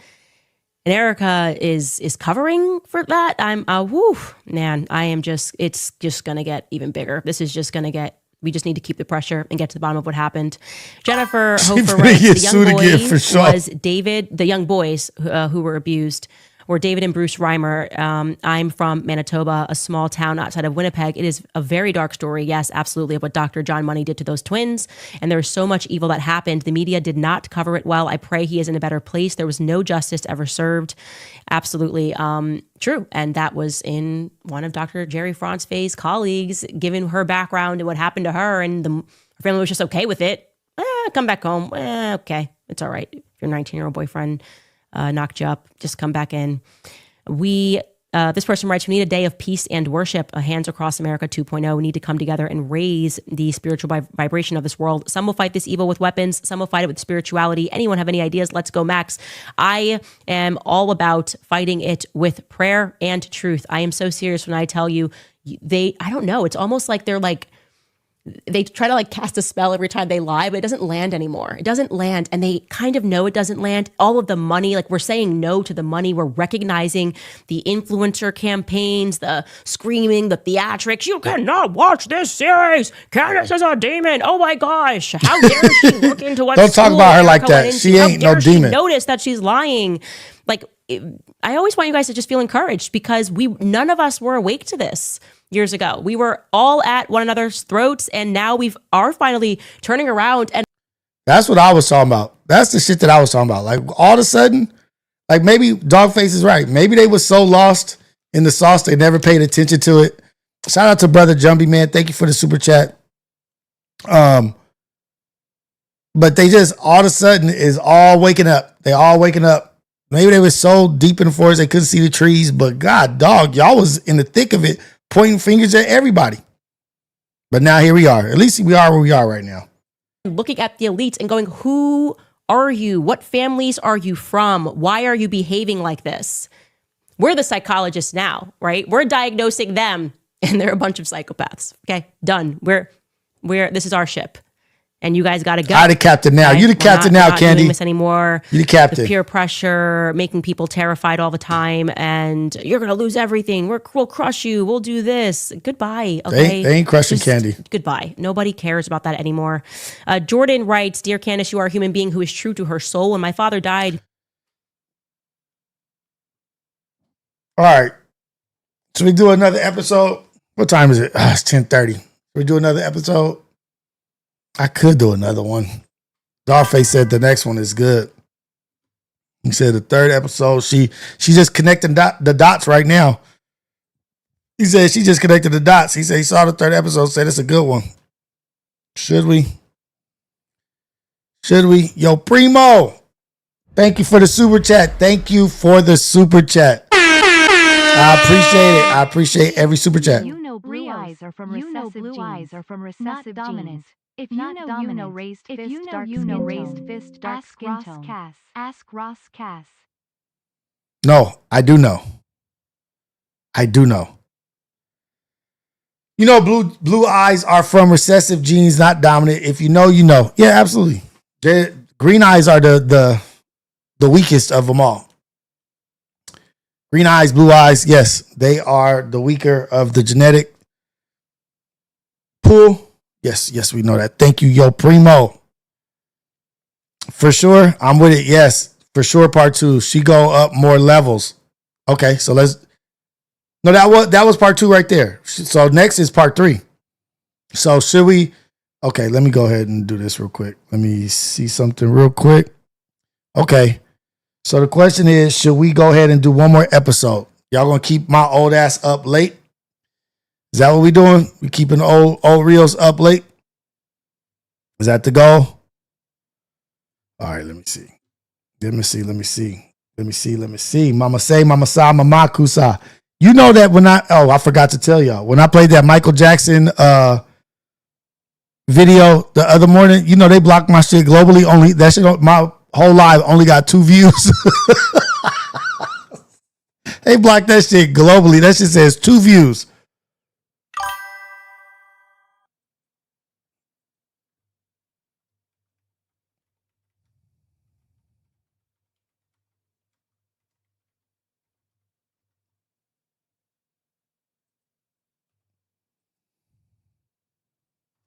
They blocked my whole shit. All right, I'm gonna put up a poll real quick. Put up a voting poll. Should we do another episode? Should we do another? We'll do it. Should we do another? If yes, I will. If yes, I will do another episode.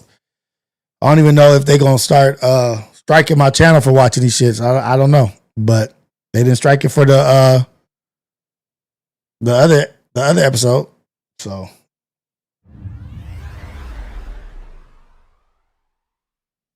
Man, it's 1:24 over here in Baltimore. I gotta work in the morning. why is there so many things doing that? One more video, and I want to argue about evil tears of Joy Greenheart. Okay. Let's see.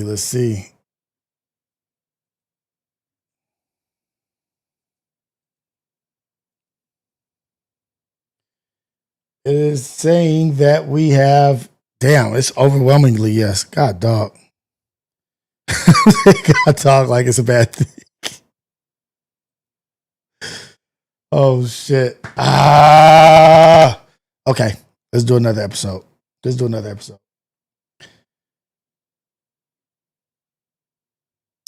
Chris Waugh, man, it's 1:24 over here in Baltimore, and I gotta work in the morning. My bad, man. My bad. I gotta work too. One more video and call-ins. I want to argue. Okay, one more video and call-ins. Let's do it. Great idea, Brother Jumby. One more video and call-ins. I want to argue about some shit. It's 1:24. Thank you, Chris Waugh, for the super chat. Thank you for all the super chats, man. This is made. Make this. It's really awesome, man, that you guys are supporting me. I really appreciate it. It's always surprising and it's always much appreciated. Okay. So we are going to end the poll. Run it.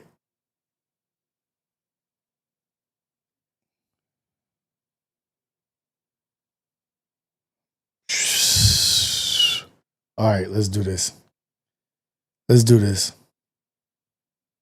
And that was episode 2. Here we go. Episode 3. All right, you guys, happy Friday. Just want to say we're going to episode 3. Oh, let me put the phone number up for y'all. Jumpy say you want to call in. Anybody want to call in? Call in.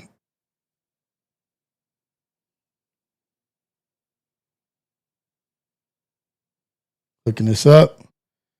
Let's go.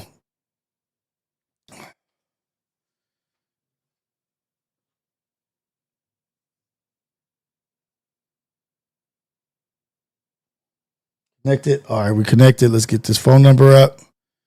Let me get the phone number up on both sides. Phone number. Boom. Okay. So we are going to do this 3rd episode of Bride of Charlie. Call in. Anybody call in. Everybody welcome to call in. Grind time, call in. I don't know why you got to announce it. Just call in. The number's up there. You don't have to ask to go to the bathroom because you're not in prison no more. Go take a piss. You ain't got to ask to call in. The number is on the YouTube screen. You ain't gotta promote yourself.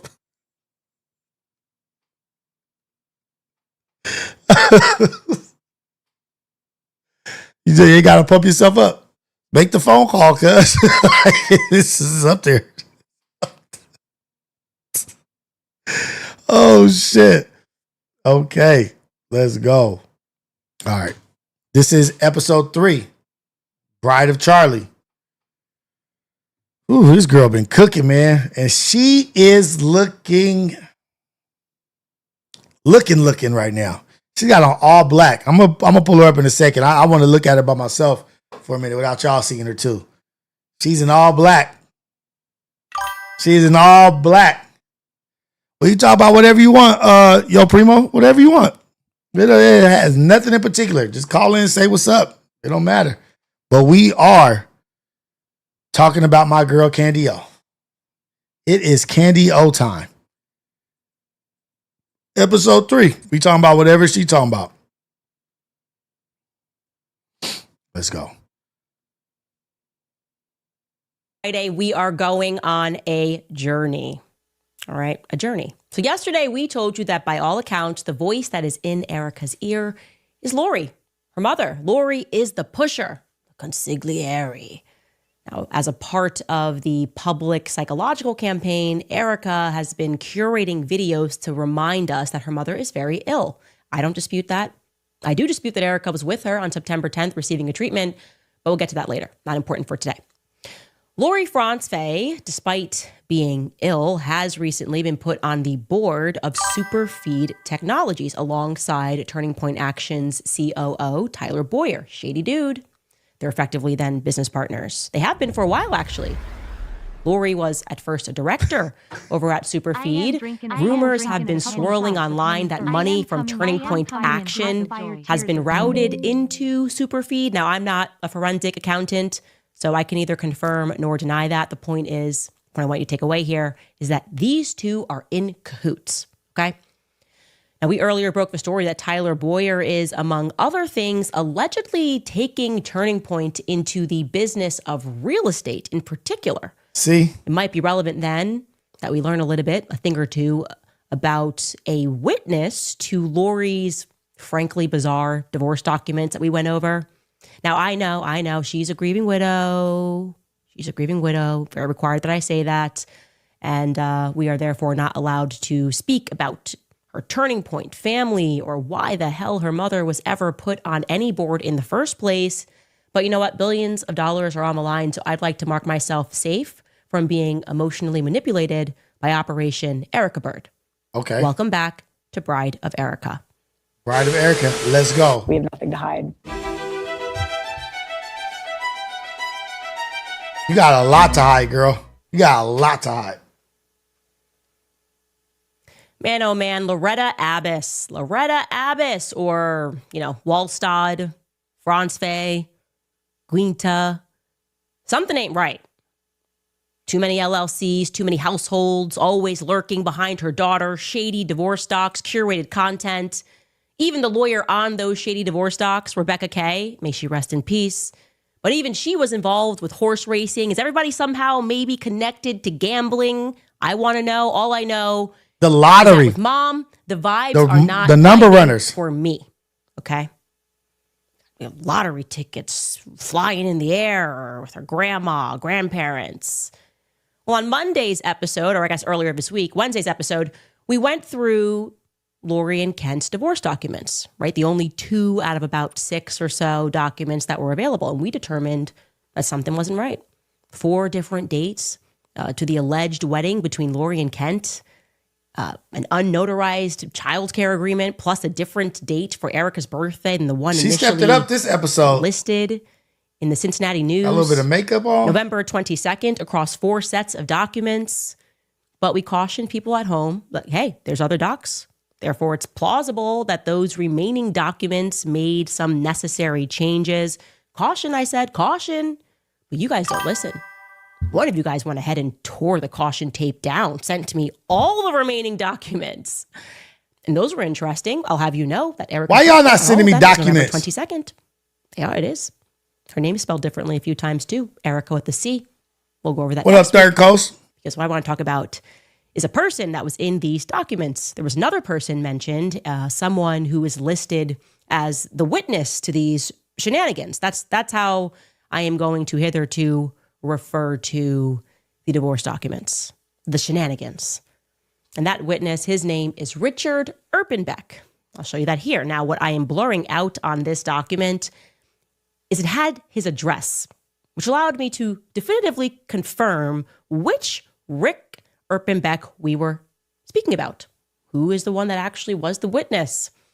Erpenbeck, by the way, anybody that's gone through following any of the people on X that have been deep diving alongside me, you will know that Erpenbeck is not an unusual name when it comes to Lori's businesses. This is actually the family that she uses many times to either notarize or to flat out incorporate her very many LLCs, regarding which I just want to say this. I'm never able to figure out what the heck the purposes of these LLCs are. What do these businesses actually do? Lori has LLCs coming out of her ears, okay?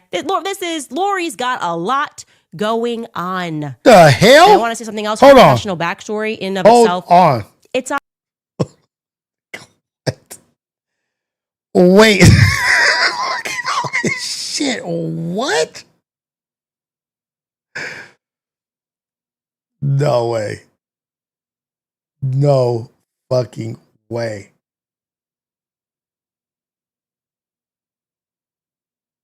Look at all that shit.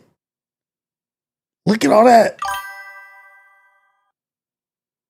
Holy crap.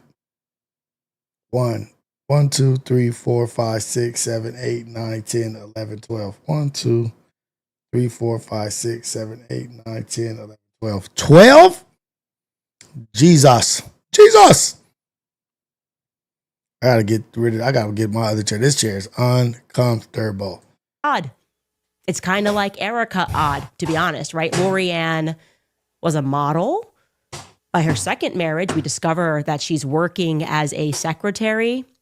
She then must have fallen and bumped her head and became a technological genius. There was no evidence of it, but then suddenly, whoop, she's arrived and she is just putting together tech companies, as many people do. I am waiting for that late stage technological brilliance to fall upon me because I can barely sort through my apps. I don't even know how to get to the App Store in a fast enough time.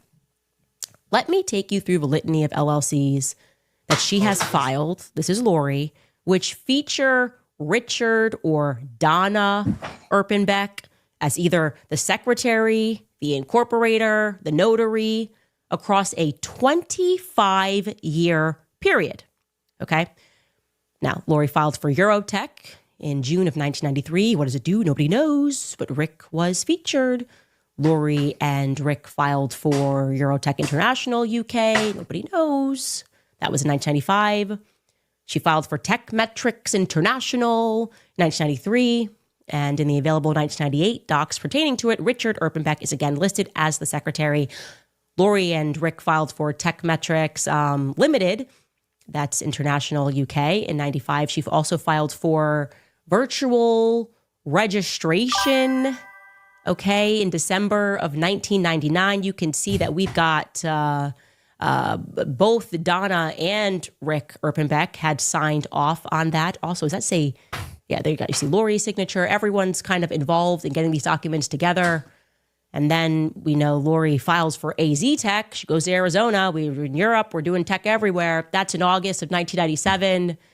And she eventually renames that E3 Tech in 2017. Again, her, Rick, Donna, you can go through these docs yourself. Their names are on there. Now, look, I've been around. I've seen some stuff.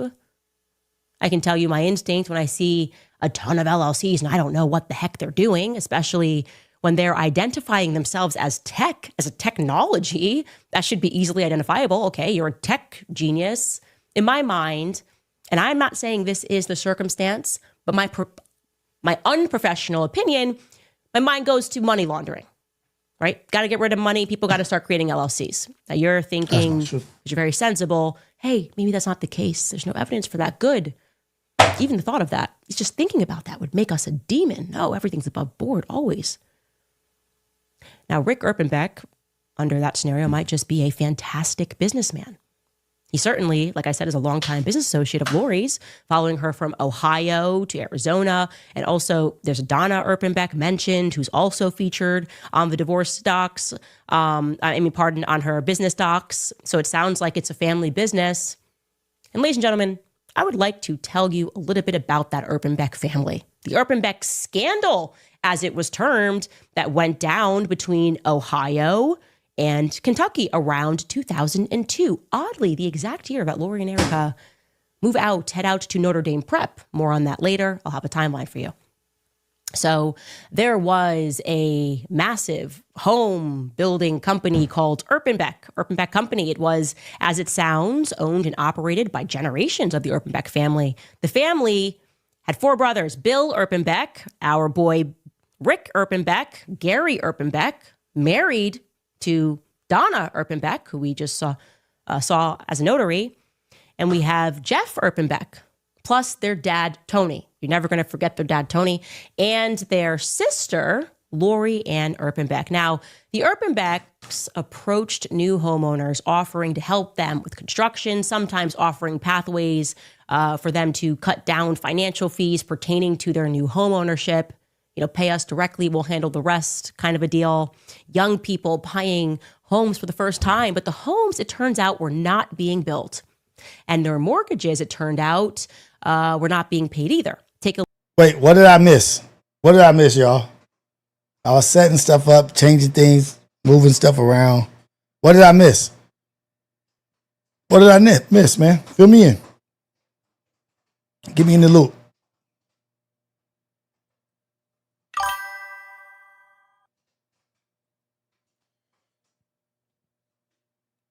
Jumpy, I forgot to read your super chat. I'm drinking a couple shots of Henny first. I'm coming in hot.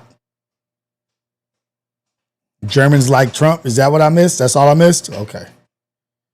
Let's go.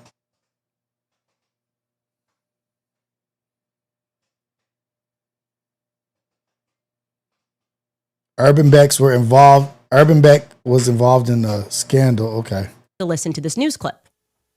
Erpenbeck served 21 years after pleading guilty to defrauding banks of $34 million. That was back in April of 2003. So he was a home builder who funneled the proceeds from home closings back to his company and himself. So his crimes left hundreds of home buyers on the hook for millions of dollars in unpaid mortgages. Bastard.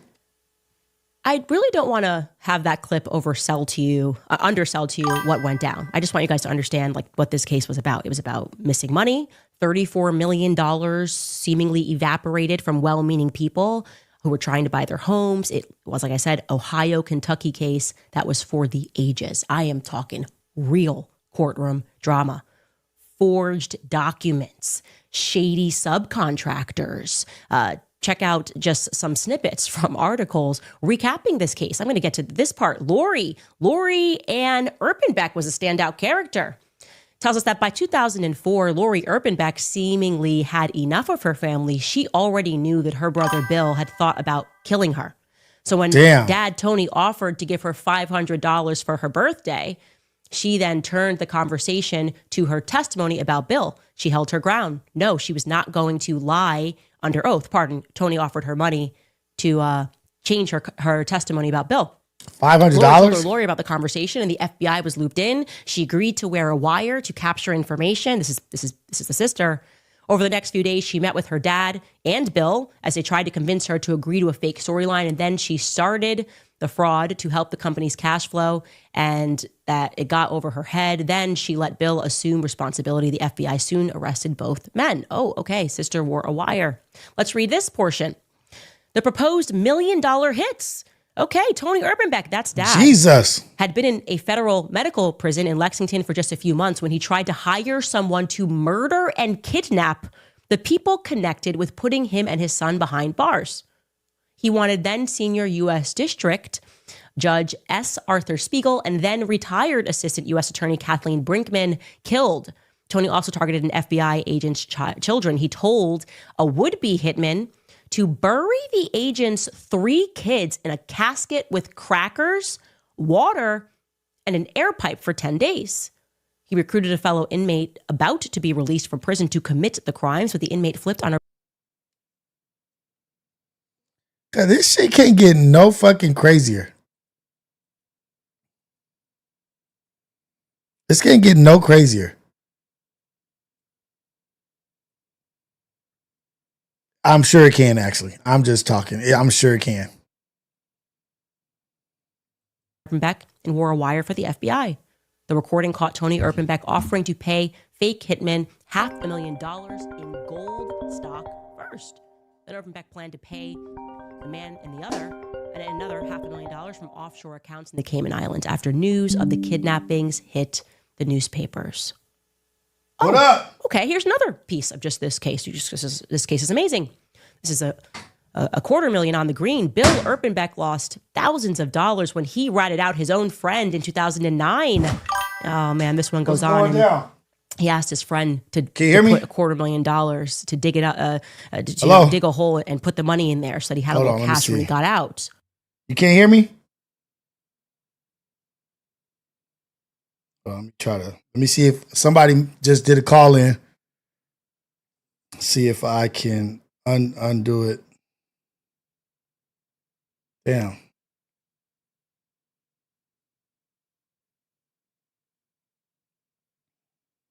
Let me see if I can get him to come through. Hello? Hello? Yo, what's up? Yo, what's good, bro? What's going down? I got you on the call in, man. What's happening? Yo, first off, I appreciate you. Hey, thank you. I like the appreciate setup. you. I thank you for calling in. I like the setup. Hey, let's go. I like the idea. I like what you're doing. Hey, Fuck man. with it. That's what I'm talking about. Straight up. What's the business, though, man? What's going down? Yo, first off, I'm not sure how you feel about Candace Owens right now, but I'm fucking with her. I'm fucking with Candace Owens for sure. For real. In the past, I was always teetering like, this chick be saying some outlandish, off the wall shit. Like, I want to fuck with you. You say some real shit sometimes, but then you go back and it's like she's taking care of you, but then she just do some shit. You're like, damn, I just can't fuck with you. That's the last time. You can't come over no more. Like, that's the last time I'm fucking with you. Yeah, once her white friend got shot, R.I.P. that man.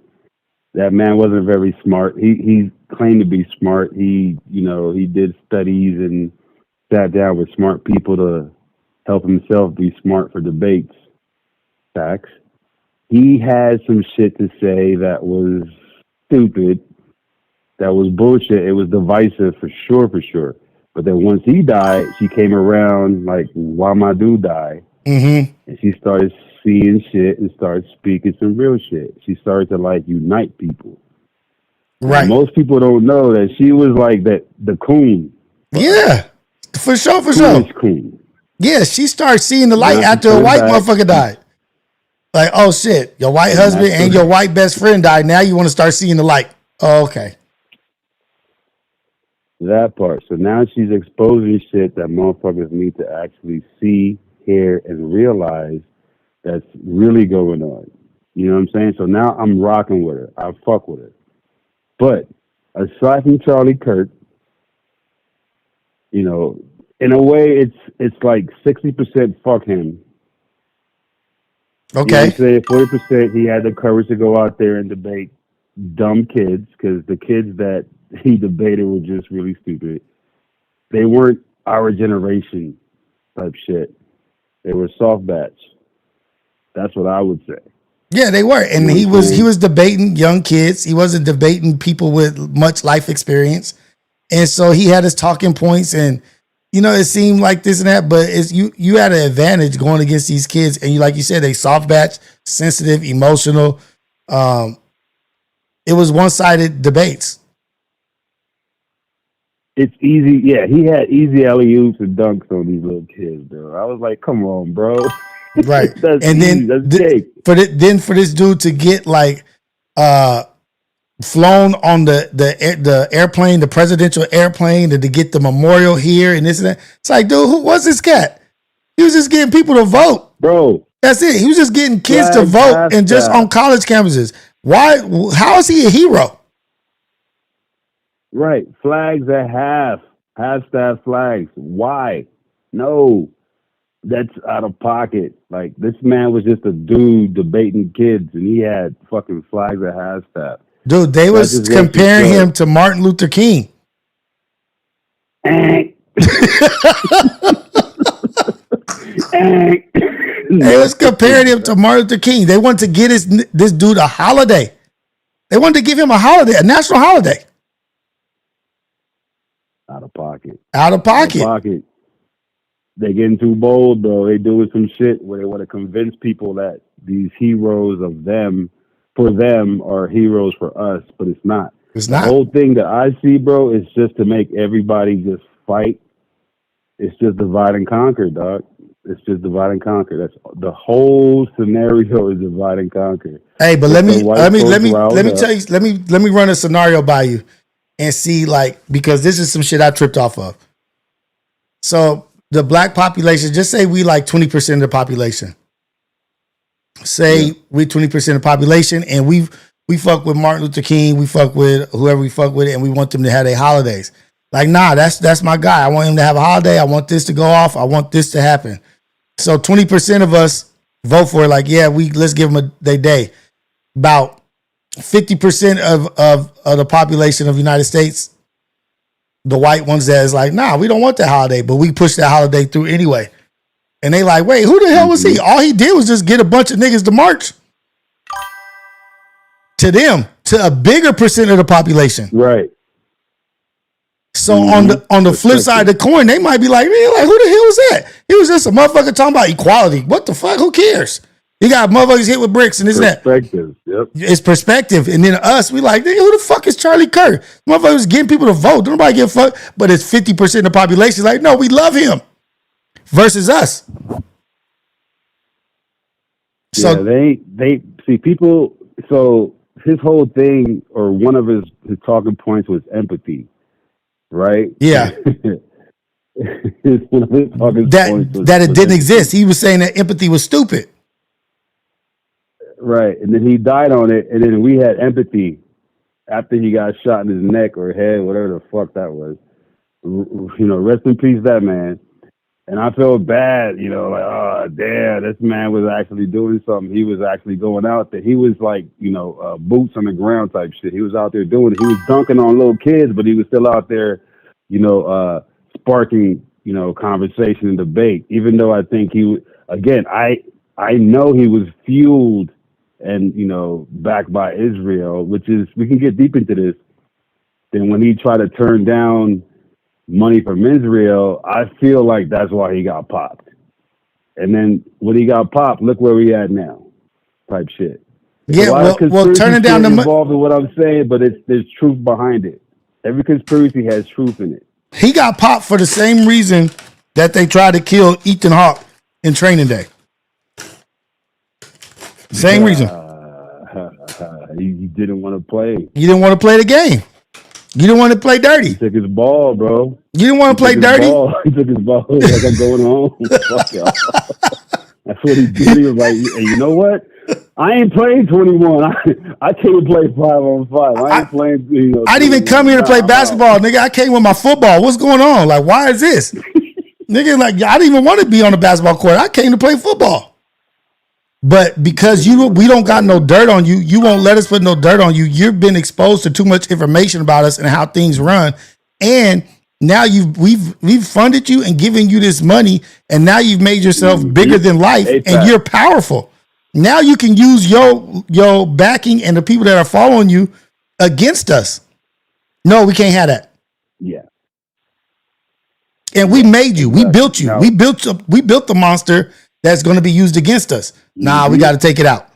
Now let's put this little witch-looking bitch up in the position, and she just been a grifter her whole life. She just jumping from whatever success to whatever success. But they didn't. I think they didn't. They didn't account for the little black girl. The little mean little black girl that said you took my white friend out. And it's coming off like she genuinely cared about the dude. Yes. With like the way she is going so hard for him, and she's going against the widow, right? And then like the shit that she said, it actually makes sense because they try to like shame her and be like, "Oh, you wasn't his friend," but then it showed that she's like, "I got receipts. This is my homie." Right.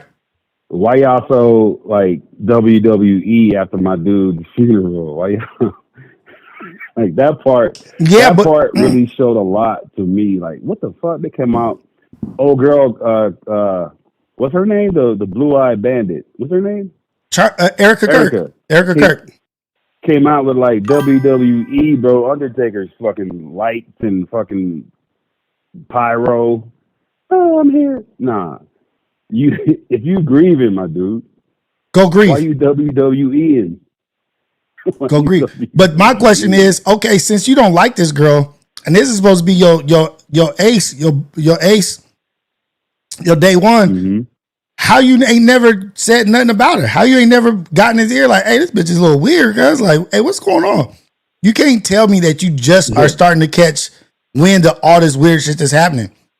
You had to have been down with some of it. And this bitch was working for Ben Shapiro. Israeli. You know what I mean? Like you were rubbing elbows with Ben Shapiro. Yeah, you got fired because you said some shit he didn't like, but don't act like you wasn't a part of the machine. And don't act like you wasn't shitting on us the whole time also.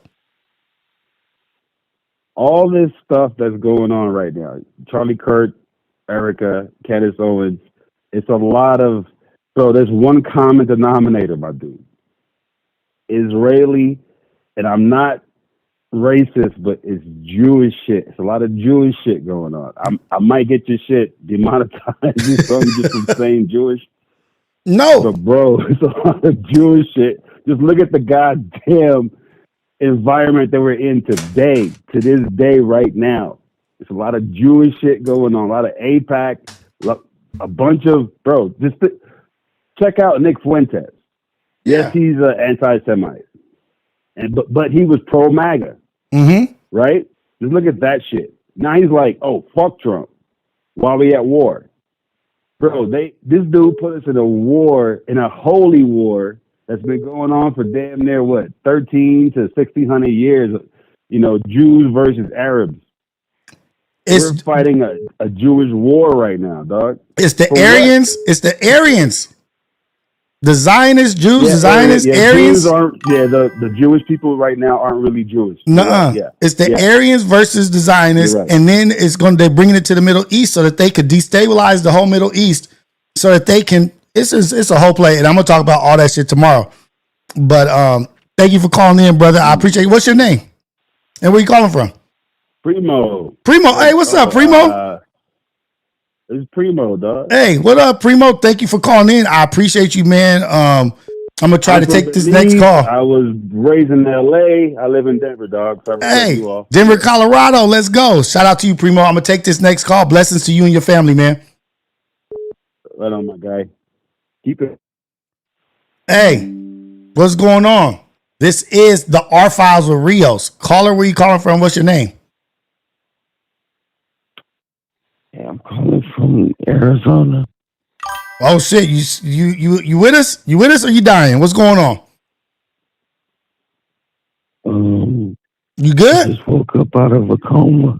Oh shit! Congratulations to you. A real coma or just a deep sleep coma? I was in a real coma for 2 weeks. Oh fuck! What happened? I had some internal bleeding. So that's why I'm getting my voice back.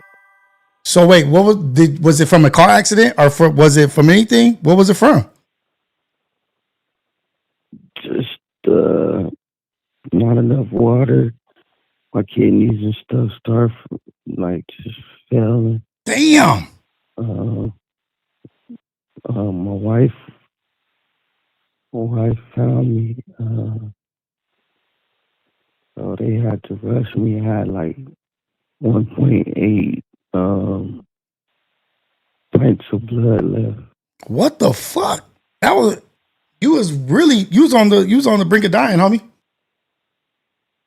Yeah, I flatlined twice. Well, thank God that you're here. It's a blessing that you're still here, and thank you for calling in and sharing that with us. You know what I mean? I can hear it in your voice. I was like lightweight joking. I was like, "You here with us? Or you dying?" But it does sound like you are struggling to speak. You know what I mean? Like, prayers and blessings to you, prayers of strength and healing your way, brother. So, how you feeling now, and how you doing now?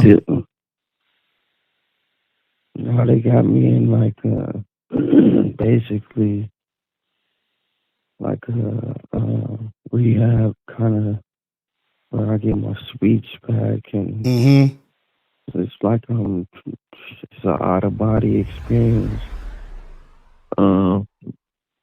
Rios they like, vow to wipe your channel by 2 p.m. TMRW. Damn. Just trying to get everything back, man. So it's coming. It's coming. Be patient. This stuff I saw. Be patient. Just keep working, brother. Yes, I was asleep. Huh? I said, be patient. It's coming. You're going to get back to where you need to be. But go ahead. I didn't mean to cut you off. Yeah. I'm sorry. What you remember me is Devontae from Arizona. And I invited you to come talk. Oh, to the kids. Yeah. To come talk to the kids. Yeah. Man, what? So is this related to like drinking? I drank, but it was I got ulcers and other stuff, you know. It's just crazy, man. Like, I can't believe that shit. Up. Yeah. Go ahead, I'm listening. When I woke up, bro, like, to me, Donald Trump looked younger. He aging backwards. Yeah. Like I'm in the warp, like in the time zone. Nigga woke up out that shit like, wait, hold on, what the fuck going on? Something ain't right. Something ain't right. Something going on. Like shit. Yes. Hey, but I will say this. Yeah. Thank God. I'm so happy to hear from you. I'm so happy that you are out of your coma, that you're doing better, and you're on the road to recovery, and you're in your therapy, getting your speech and everything, getting your strength back, getting your strength in your lungs and breathing. But right now, it's a time to be appreciative and thankful for what we do have. You know what I mean? Like, you could easily not be here right now, but for some reason you're here. There's a mission. God wanted you to be here. I'm very thankful that you are here. I know you're in the thick of it right now. I know you're in the thick of it and it's very fresh, but do you feel like a different thought process, a different outlook, or how do you feel right now? Amazing. Good. Like you said, man, gratitude will take you a whole way. I'm blessed, man. I get to see my daughters. Woo! You know? Get to see your babies, man. Oh my God. Yeah. I'm thankful, man. And I got a mom. I want to shout out my mom. Shout out to your mother. Wife and all my supporters. Because my mom got her job. She a nurse. And they had to shut down the hospital because people found out what happened to me. Oh shoot! So it's a lot of people. Yeah, man. But we had take the GoFundMe or something up to try to help me. I ain't the most blessed, but what's the GoFundMe? Let me see if I could, because I'll if you could give me the GoFundMe, I could pull the link up on the internet and then put it in the chat.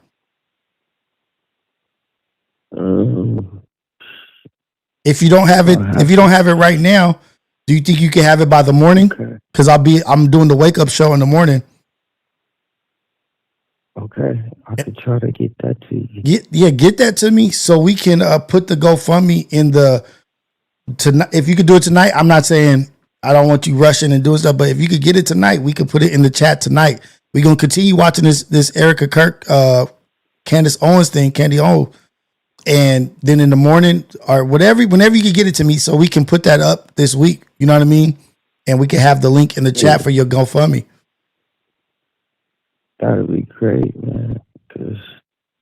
Who's at the house with you right now? Are you in the hospital? I'm in the hospital, like a rehab. Is anybody there with you?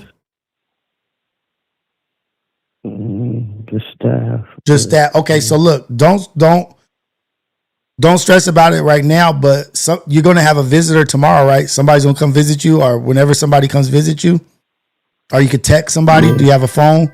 Just text them to get the GoFundMe info so we can put it in the chat. Okay, I will. Hey man, prayers to you. I know it's gonna be early in the morning. I don't want to put too much on your plate. But if you can, I don't want to say because it's gonna be early. I'm gonna be on here at like 5 a.m. But if you can catch me, or if you could get in the Discord is always open. Or the Instagram is always open. Instagram, I got my Mr. Jason Rios is my personal Instagram, and then Society of Freedom Media. Let's see, hold on, so I get this right. You know what? Let me see if I can find your Instagram, and I'll just start a message thing right now. You got my TikTok. Okay. It's under Lynn L-E-N Clark. Did I say that one more time? Lynn L-E-N. L-E-N. My last name. Yeah, my last name. Clark. A little bald head, little black dude. Let me go on my phone. Hold on. Because this one that I have on the computer is my the Mr. Jason Rios. Yeah, it's under TikTok though. Oh, TikTok. Yeah. Okay.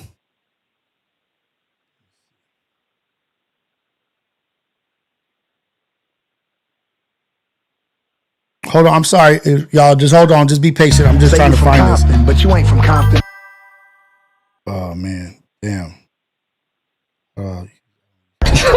You know what I don't be getting? Here we go. Lynn Clark.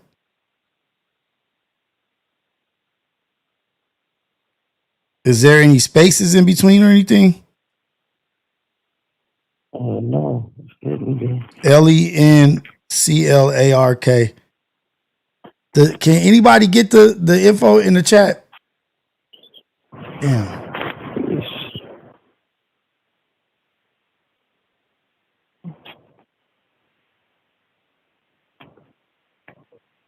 Oh, there we go. I got you. Lynn Clark, bald head emoji. Yeah. There we go. Okay, I got you. Yeah. All right, I'm gonna hit you up tomorrow. I'm gonna hit you on TikTok so that you can give me the information. I got you right here. If anybody wants to follow him, I'm gonna. Oh, you know what? This is so people can read. I could get on TikTok right here. Damn, this turned into something else. Let me see. I'm gonna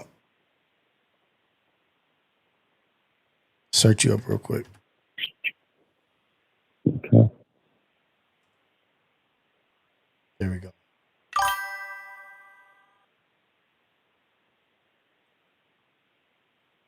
All right, everybody. This is his Instagram right here.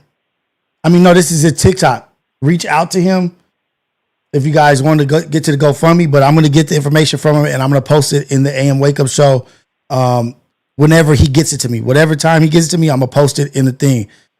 This is Dante, man.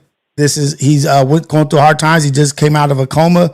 He is on the road to recovery, and just any support helps. He's got kids, and just anything helps. So reach out to Lynn Clark, to Dante.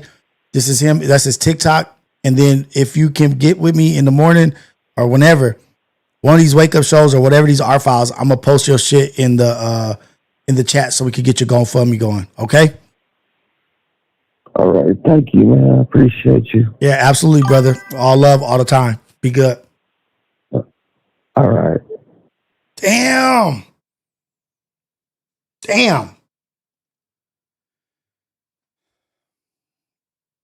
Prayers of healing and strength his way, man. That shit, life is so real. Life is so real. He already has a GoFundMe started. He doesn't know the address or what the GoFundMe is called, but he's going to text it or TikTok or whatever message, and he's going to get the information to me, and I'm going to post it in whatever chat that I'm in, whatever our files, whatever wake up show, we're going to post it. Damn.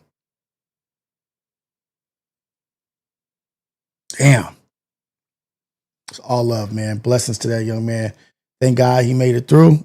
He gets to see his daughter, his wife, his mom.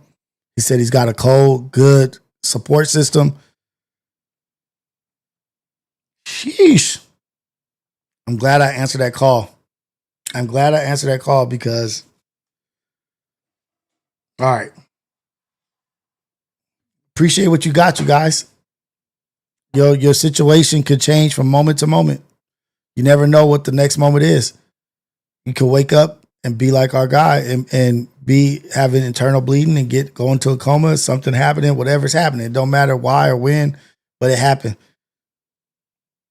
Your circumstance is not always promised. Your circumstance is not promised. Circumstance is not promised. We joke, we laugh, we have a good time, but nothing like a little reality check. Exactly, Frozen Shogun. Nothing like a little reality check to be like, nah, man, be appreciative for what you do have and what you got.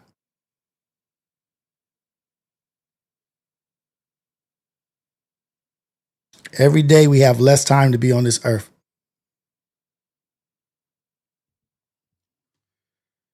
Oh man, but let's continue.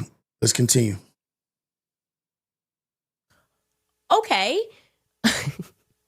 Another personal favorite portion of mine. I have no idea where we're even at. I have no idea where we're at and where we left off. That shit just kind of just really woke me up about why we're doing this shit. Why we're doing this shit. Why God has us in this position. Why God has us talking to each other. Why God has us in each other's lives. Is to be a blessing for somebody else. And I'm going to do whatever I can to help. But it's an eye opener. Like, you on the right path. We on the right path. We're doing the right thing, you guys.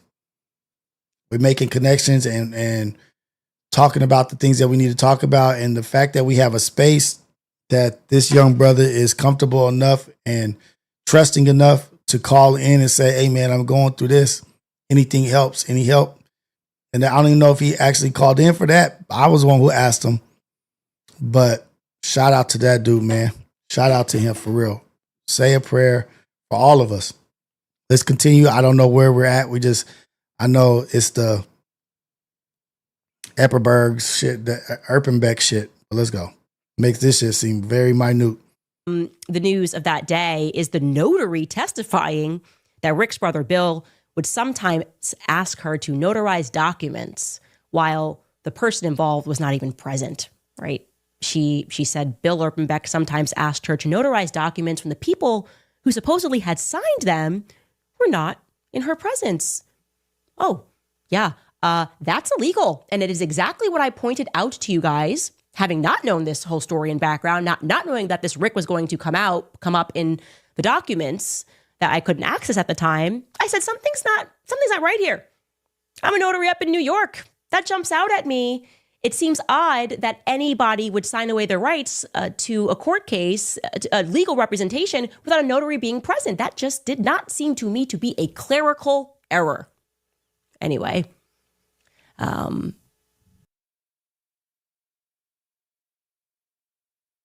documents in the courts absent notarization. It's not how court cases work. It looked to me like someone was looking the other way. Like somebody maybe knew the county clerk and was up to no good. Now, like they told you, like these newspapers are telling you, when things were going down, Lori Ann, sister, wanted to cooperate with the police. That was a no-no. You never go against the family. So they started threatening her. Then she goes into hiding until she gets a phone call from her dad, Tony. And her dad tells her, "It's the last time you might see me." She thinks he's going to commit suicide. So she runs down to the house, comes out of hiding, only to realize her brothers, Bill, Gary, Rick, they're there telling her, hey, okay, brothers are there. Lori doesn't care. Like we read, we went through already, she wears wire for the feds, meets up with dad again, yada, yada, yada. She's terrified Bill is going to kill her. The recording is played in court. They get him. They get Tony. Bill pleads guilty. He picks up additional charges for threatening to kill his sister. He's ultimately sentenced to 30 years in prison. He ends up serving 21 years after a judge later shortens his sentence. His dad, Tony, who had just been sentenced to 5 years and 10 months for bank fraud, with a concurrent sentence for 60 months for obstruction of justice. Well, he later then received another 20 years because, he tried to hire the hitman to kill the U.S. district judge and the U.S. attorney and the FBI agent's children. What the fuck? Okay. That's the Erpenbeck family. Lori Ann, the sister, This nigga trying to take everybody out of bank fraud. He Brothers said, go Gary after and Jeff everyone. get off The kids, scot-free. everybody. FBI agent, go after all of them. The youngest of the clan, Lori's Erpenbeck, agrees to let go of his Kentucky legal license, but he otherwise avoids any charges because his name was not on the business. But he did have to testify. And throughout his testimony, we learn that one of the big mysteries of this case was why his father, Tony, had transferred so much money to LLCs that were under Rick's control. We can read this together. Here we go. In his deposition Thursday, Rick Erpenbeck testified, "You'd have to ask my dad. Actually, what was in his head? I saw it as a good investment. He had already always, helped the other boys out from the beginning." Where is this going? Let me ask y'all that. Where do y'all think this is going? Because she's very good. She does that little deep dive, takes you down the rabbit hole, and then she's like, boom. Where do y'all think this is going?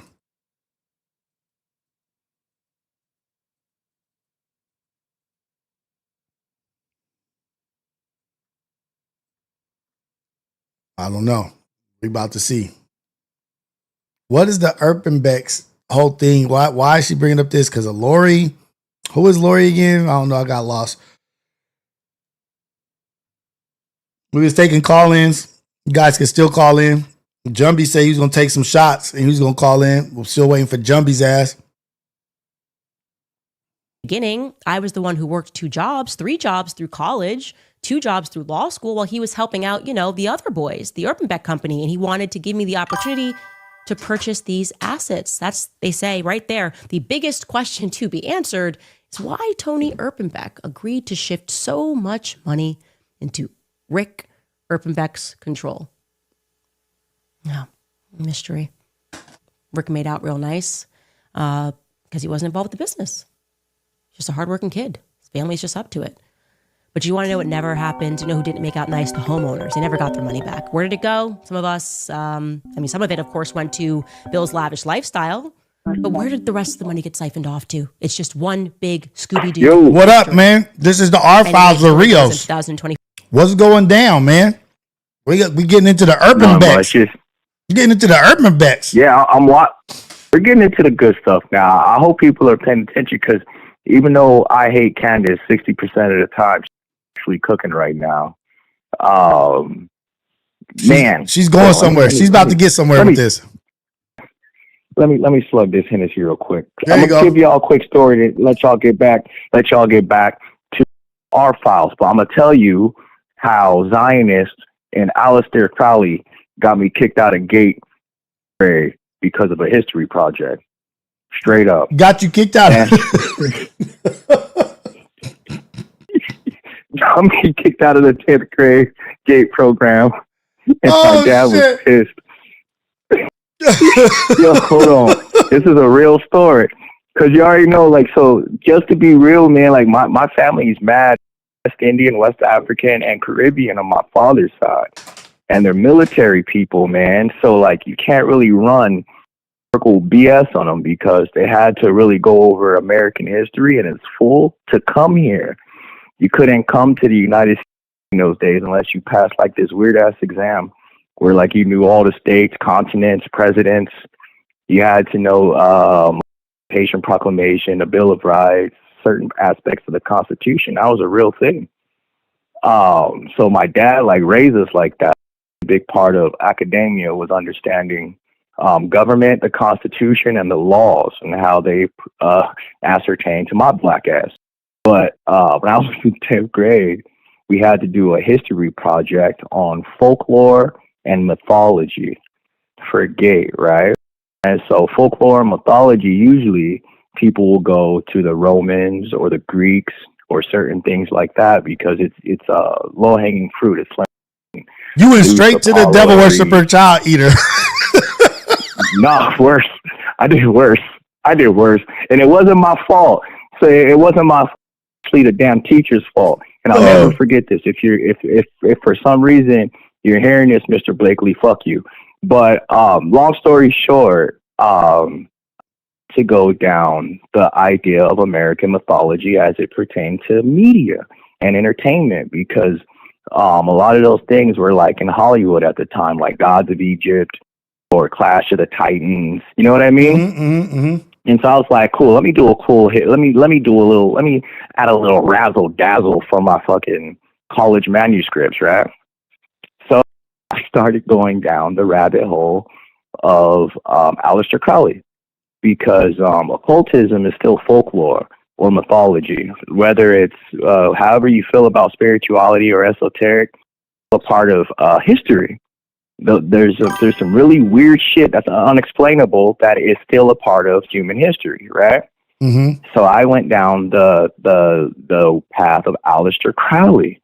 Okay, Aleister Crowley was a really sick, weird, nasty man, and he would travel around the world doing these really gross rituals to resurrect or to contact or commune with old gods or dead gods or gods from other cultures. Okay, and like if I wanted to do that right now, obviously that would cost me a lot of money, right? He had government funding. And so I found this out during the project. I also found out during the project that the people he went with were like still in the government now. And then it branched out into how these, how little societies like the Hermetic Dawn or the Golden Dawn, whatever this Church of Satan, all these things, they all have a connection to like 4 or 5 ancient deities: Baal, Baphomet, Abraxas. So I'm dropping all this shit on my Vatica, and that was the big one.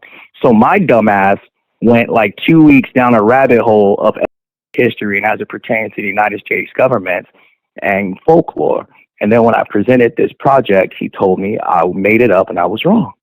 And I was like, "There's no way." I used the Encyclopedia Britannica. I went to the library. My dad gave me dossiers from the United States government. And then the guy was like, "What?" I said, "My dad gave me paperwork too." And so then I told my dad, because they're going to try to fail me out of Gate. And my dad came up there and yelled at the teacher, Mr. Blakely, and pulled me out of the program. But my grade got turned to an A. They never gave me back my papers. Oh, shit. Never. So mind you, I'm still in the GATE program at this point, I think. And when we were kids, GATE program was for, they said gifted and talented education, right? Wrong. Majority of the kids in GATE had military parents, or they passed really high on an auxiliary test. And it was where they sat you in a room and made you listen to a loud beep and close one eye and open one eye. And if you got really high scores on that, they would put you in a program. Footnote, that's MK Ultra. Yeah. Back anyways, so the principal ended up getting involved because of my transcripts and had to tell his teacher that everything the boy wrote in the paper is 1,000% correct. And it contradicted everything in our school textbooks. Everything. Even who invented even the rewriting of medical. Hold on, let me slow down. Aleister Crowley was so deep involved in government science and weird shit. He was doing the same thing that Epstein and them were doing when it comes to transhumanism. They were trying to find ways to live forever or extend their life through soul eating, spirit cooking, sacrifice, blah, blah, blah. All things they picked up from different cultures. The part that got me in trouble was the United States paid for all this research. Not only did the United States pay for this research, Oxford and whoever we use at the time for our information to get sent to the Britannica was funding these rituals and these happenings all over the world by Aleister Crowley. And it molded a lot of our American folklore because when he was going on his trips, one of his jobs was to take culture, religion, and folklore from other people and hide it. Jesus. And so the way they hid it was they would hire writers, scribes, to take these, your God, your deity, what you worshipped, and make it a monster and sell it back to the American people to demonize this deity. So that's how Africans became savage voodoo priests. Right. And Indians became scalpers and flesh eaters. And the truth of the matter is it was the latter. Right. Yeah, so long story short, I ended up going through this whole 6-month thing where I had to battle the school for my transcripts because Gate didn't want to release my paperwork back to me or tell me why they failed me. And so then my dad told me that Gate was a government psyop to make super kids. So yes, that's enough Hennessy for me. Oh, what shit, you want with that? Gate, I'm about to type that shit in. Gate program is a psyop. It was. Gate was a psyop there was 2 pathways that this dossier had, and there was 3 ways to get there. There was dare, gate, or prison. Right. Either way, they were going to use the maximum soul energy of that person, either military, free labor, slavery, prison, or you're going to be one of their government officials. So a lot of the politicians and the younger politicians from I turned 40 this month. A lot of guys from my generation. The theory of the Gate and Talented Education Program is psychological operations and psyops. Our government experimentation program for children has gained traction, particularly among those who attended those programs in the 80s and the 90s. Come on. My name is Chris Tully. I was born in 86. And yes, closing date, nigga. My brothers were too. And my brother's still in the military, and that nigga's a robot. Oh, yeah, shit. The GATE program, once you got, I would say probably 6 or 7 Which was a 1980s program using meditation and sound patterns to explore human consciousness. Come on. They put that in the worst schools. Come on, brother. And nobody. So I remember I told my mom, I said, "Hey, Mom, you know they took me in a room. Yeah, you special. Come here, boy." They took me in a room. Yeah. I said, "Mom, the GATE program's cool." I said, "But they made me put these little sticky things on my arms and head, and they asked me questions with a loud beat." And you know what my mom said? She said, "Quit making that shit up." I said, "I ain't making that shit." That's what they did. Say ain't nobody gonna do that in school, right? I called my dad. I said, "Pop, the white folks at Kennedy put the stickers on me in this machine." And he said, "Is it that goddamn GATE program?" And then he went up there to Kennedy Middle School, man, in Barstow, California, and told him he didn't consent to any testing, any auxiliary testing, any physical testing, no trips. Remember them space camp trips back in the day? Uh-huh. I never went on one. Lord knows what happened on those trips. Those are GATE programs. Oh, shit. Yeah, man, and a lot of those kids ended up like an ROTC, and they went straight to the military. And I can talk about this one because this is a sad one. His name was Miguel Flores from Barstow, California. You could look him up. He was killed in action. He was a GATE kid, man, and he had the IQ of a potato. Straight up, and because he was in GATE, They put him in like a pretty high level of infantry in the Marines. Look, it doesn't even have to deal with intelligence. It's like if you have high empathy, if you have high this, like they're using you for programs. Yeah, that's crazy. There was one thing where the instructor would hold the cards. She will hold cards across from you, and then you would have to sit, meditate, chill for a second, breathe, focus on deep breathing, and then try to tell her what cards the colors, shapes, or numbers on. Yes. Yes, they were doing stuff like that, man. And it was really intense in military towns. So, like, I knew a bunch of the kids from like the ocean side to Fort Irwin pipeline, like the desert military people, because a lot of us experienced that shit before they yanked it out of schools, man. Look at this. They say the conflation with the Gateway experience.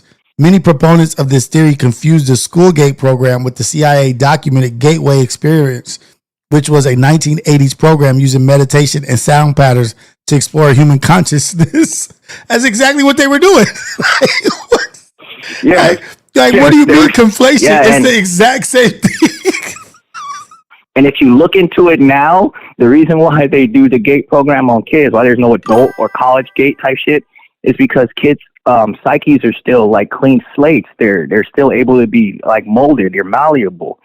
So what they try to do is pull your best traits up and use those like so they can control them, teach you how to use them, man. So yeah, it's a real thing, man. A lot of damn, I hope I don't get my pops in trouble. I hope I don't get no pops in trouble. But a lot of if you look into a lot of pilots, a lot of aviators, a lot of drone flyers, a lot of those guys, target accuracy, a lot of scouters, seekers, a lot of recon, those are gate people, man. And those are like, it's weird because like even I will say there's different types of shit, but I know there was people in that gate program. So I remember there was this weird ass girl named Teresa Howe, never forget her. But like this broad could finish your sentence. Damn. Real shit. Like me and real Candio. Yeah, like you and Candio. You know what I'm saying? But oh yeah, let me tell you. The reason. Oh yeah, that's why I forgot. Because I forgot the Zio part. The reason why it was a big old thing because the school I was going to was completely funded. It's in a little ass town, but it was a very nice school, funded by, I guess what you can call like an AI pack now. But it was completely funded by like an Israel-based program. The whole school. So we had like monitors, computers, metal detectors. We had like top of the line stuff in a small desert town next to 3 military installations. Yeah. So yeah, man, that shit's real. Also, if anybody wants to get creeped out about what's going on now, as far as like the genociding and the mass murdering of people, this happened before too, World War II and World War One. That's why the Aleister Crowley thing stuck in my head. They're running out of. They're not going to have. They're not going to be the majority in the next 20, 30 years because they're not reproducing, and it's going at an accelerated rate because of homosexuality, pedophilia, independent whole women. Right, and the fact that their own women don't want them no more. Yeah. That's a real study going on right now that people should look at. White women don't want white men anymore, but they still want to have white babies. So that's figure that out. So yeah, what they do is they create these genocides, man, these big old things. So there's a need back home to recreate, man. They kind of force it on you, like we lost so many people. Now it's a great time to go and make love and have babies. But that's because they depleted their workforce with war. And it's not the first time it's happened. It's not the second time it's happened. But the Zios, post World War One, hit us with this brand new invention called the incubator, right? And the incubator and the test tube, right? Test tube, baby. And it's incubator, test tube babies. And so I will say, my most conspiratorial idea is that those test tube babies that were being made from World War II up until the late 50s are who's doing this shit in our government now. Yeah. I guarantee it. And I think people should really look into that because the Middle East used to be Even though they have tribalism and wars and shit, and they do have slavery still. The Middle East does still have slavery, and it's by complexion and caste, system, right? yeah. But they weren't. The way they treated Africans is different from the way we are told they treat Africans, as far as how they share the land, spread the land, and own it. The reason why we have no connection to Africa is because there's no middle ground to get us there. It used to be the Arab nations, and then they wiped them out starting in the late 1800s, early 1900s, man. So I think people should look at that, man, and look at how they just keep trying to eradicate those people, because that's the last remnant of the true people of that land. And then they rewrite history all over again. Yeah, so I'm not really in the I'm as pro-black as it's going to get when it comes to politics. I can't really cape for other cultures past right and wrong, but the Arab people have been getting slaughtered by the West for almost 100 years, right? To wipe them out. Yeah, and it's just to wipe them out. There's no real reason we should be over there, and it's because of the war the Zios have and this idea of conquering the Holy Land and placing a bull-headed demon in the center of a cube. You know what's look it up. The craziest, most vicious thing is that people are so stupid and have such low IQ and can't pay attention to some shit right in front of their nose. Iran has watched everything happen around them. You think they didn't pay attention to Afghan? Right. You think they didn't pay attention to how you fought in Iraq? You don't think they don't remember the invasion of their own country? You don't think that they've been sitting back looking and understanding and getting it, and now they're getting intelligence from Russia on sites and this? They have been. So what Iran, because I'm going to get into this tomorrow, Iran is the hornet's nest of mad ass hornets that have been waiting to fuck some shit up. Give me a reason.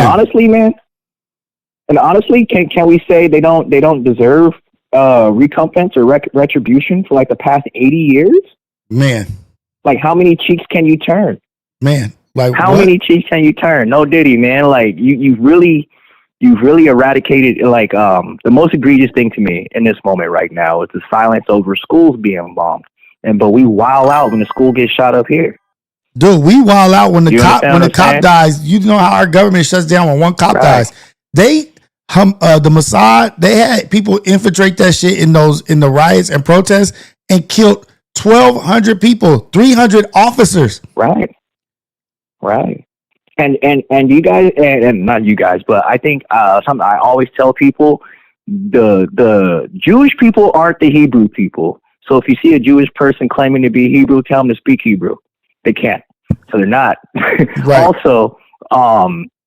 Also, there is a big delineation from Orthodox Jew and a Zionist. These Zionist motherfuckers don't see any of us as anything more than cattle. There's no reasoning. There's no empathy. Their gods are different. Their gods mock ours. And whatever religion or spirituality or place you are in the world, point blank, when someone is laughing at your God, you should really look at that person like, what are you? Now, who are you? What are you, man? Yeah, there's some really gross stuff that goes on inside of that community and that we've been privy to in the United States for over 200 years. It's just like, I hate to say it, like Putin said, we were living in a vampire's bowl. Children do get taken and sacrificed. Melanated people are used for organs. Women are used for sexual devices. And that's how they maintain and remain and do the things they do. They're calling us the Epstein cabinet, the Epstein government. You know the story behind the Shia and Sunni when they split, right? Like why they split. It was always a political thing. No. It was always a political thing. Can you fill me in? Okay, so the Shia and the Sunni. So when Ali Muhammad passed away, they thought that the Shia thought that the right should go to a family member, but instead they voted for his good friend or his buddy or whatever to get it. And so the people that were like, no, we want it should be passed down to his next family member.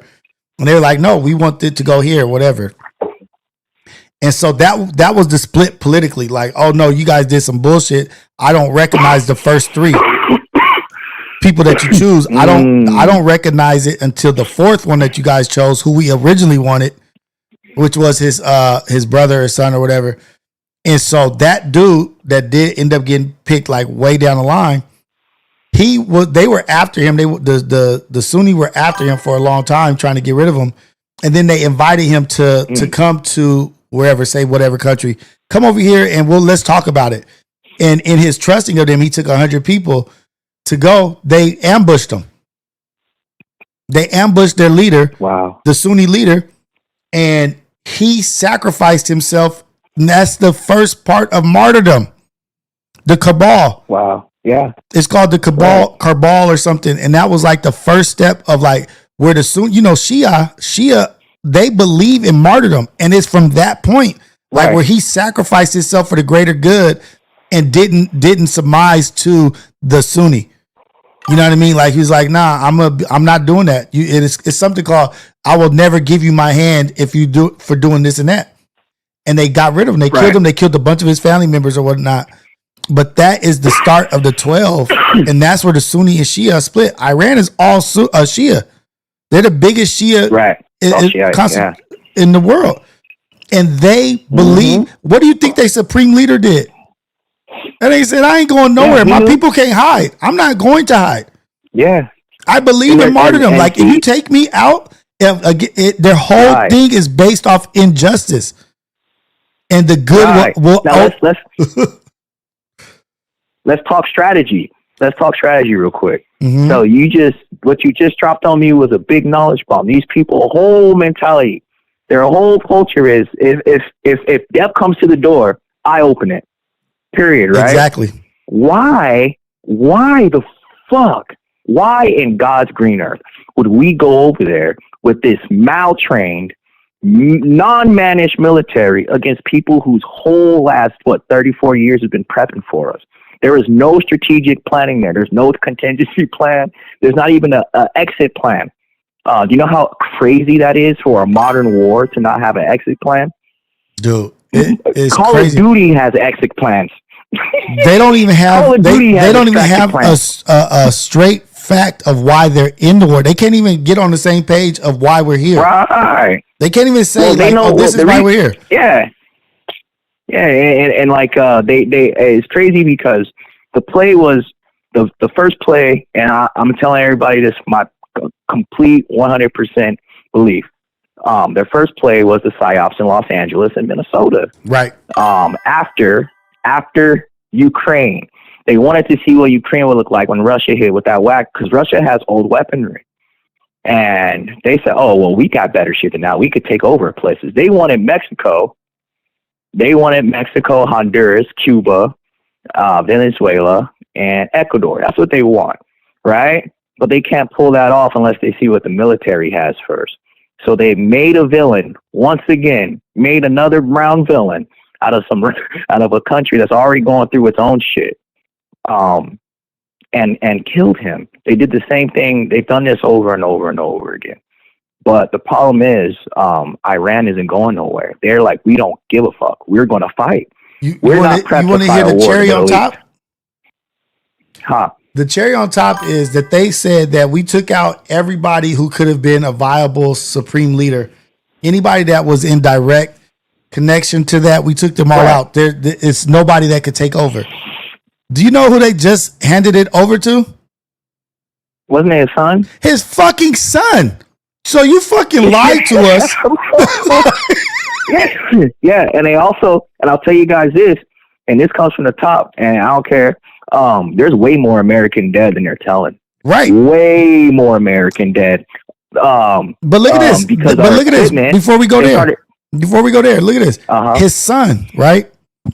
You know the supreme leader is voted in for for the energy of the time, for whatever the time is. Like if it's heavy here, they put in people for the time, like what it is, what it represents around him.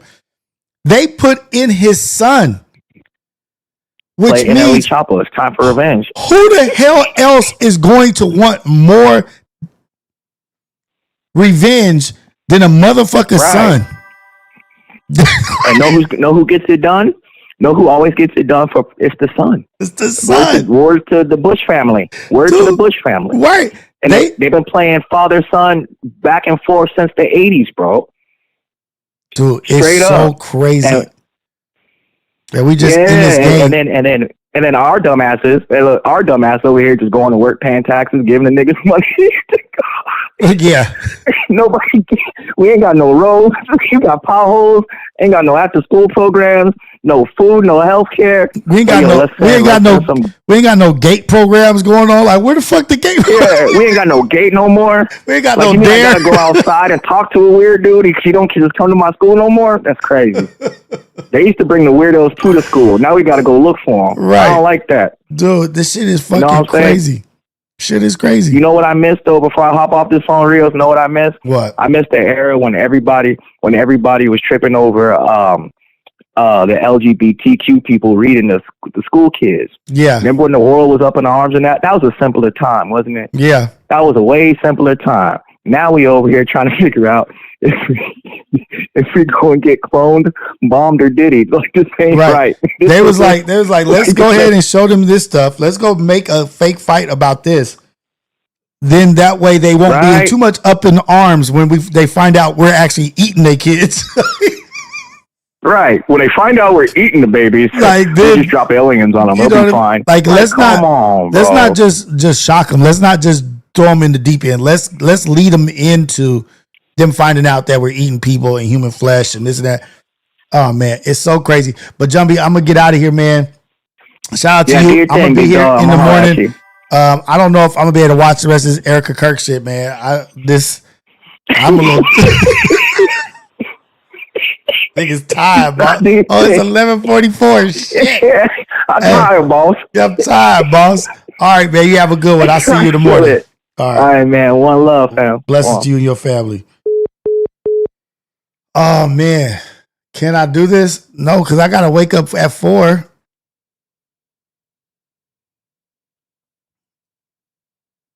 We will do this tomorrow. We'll continue this shit tomorrow, you guys. We will continue this tomorrow, you guys. We'll continue tomorrow.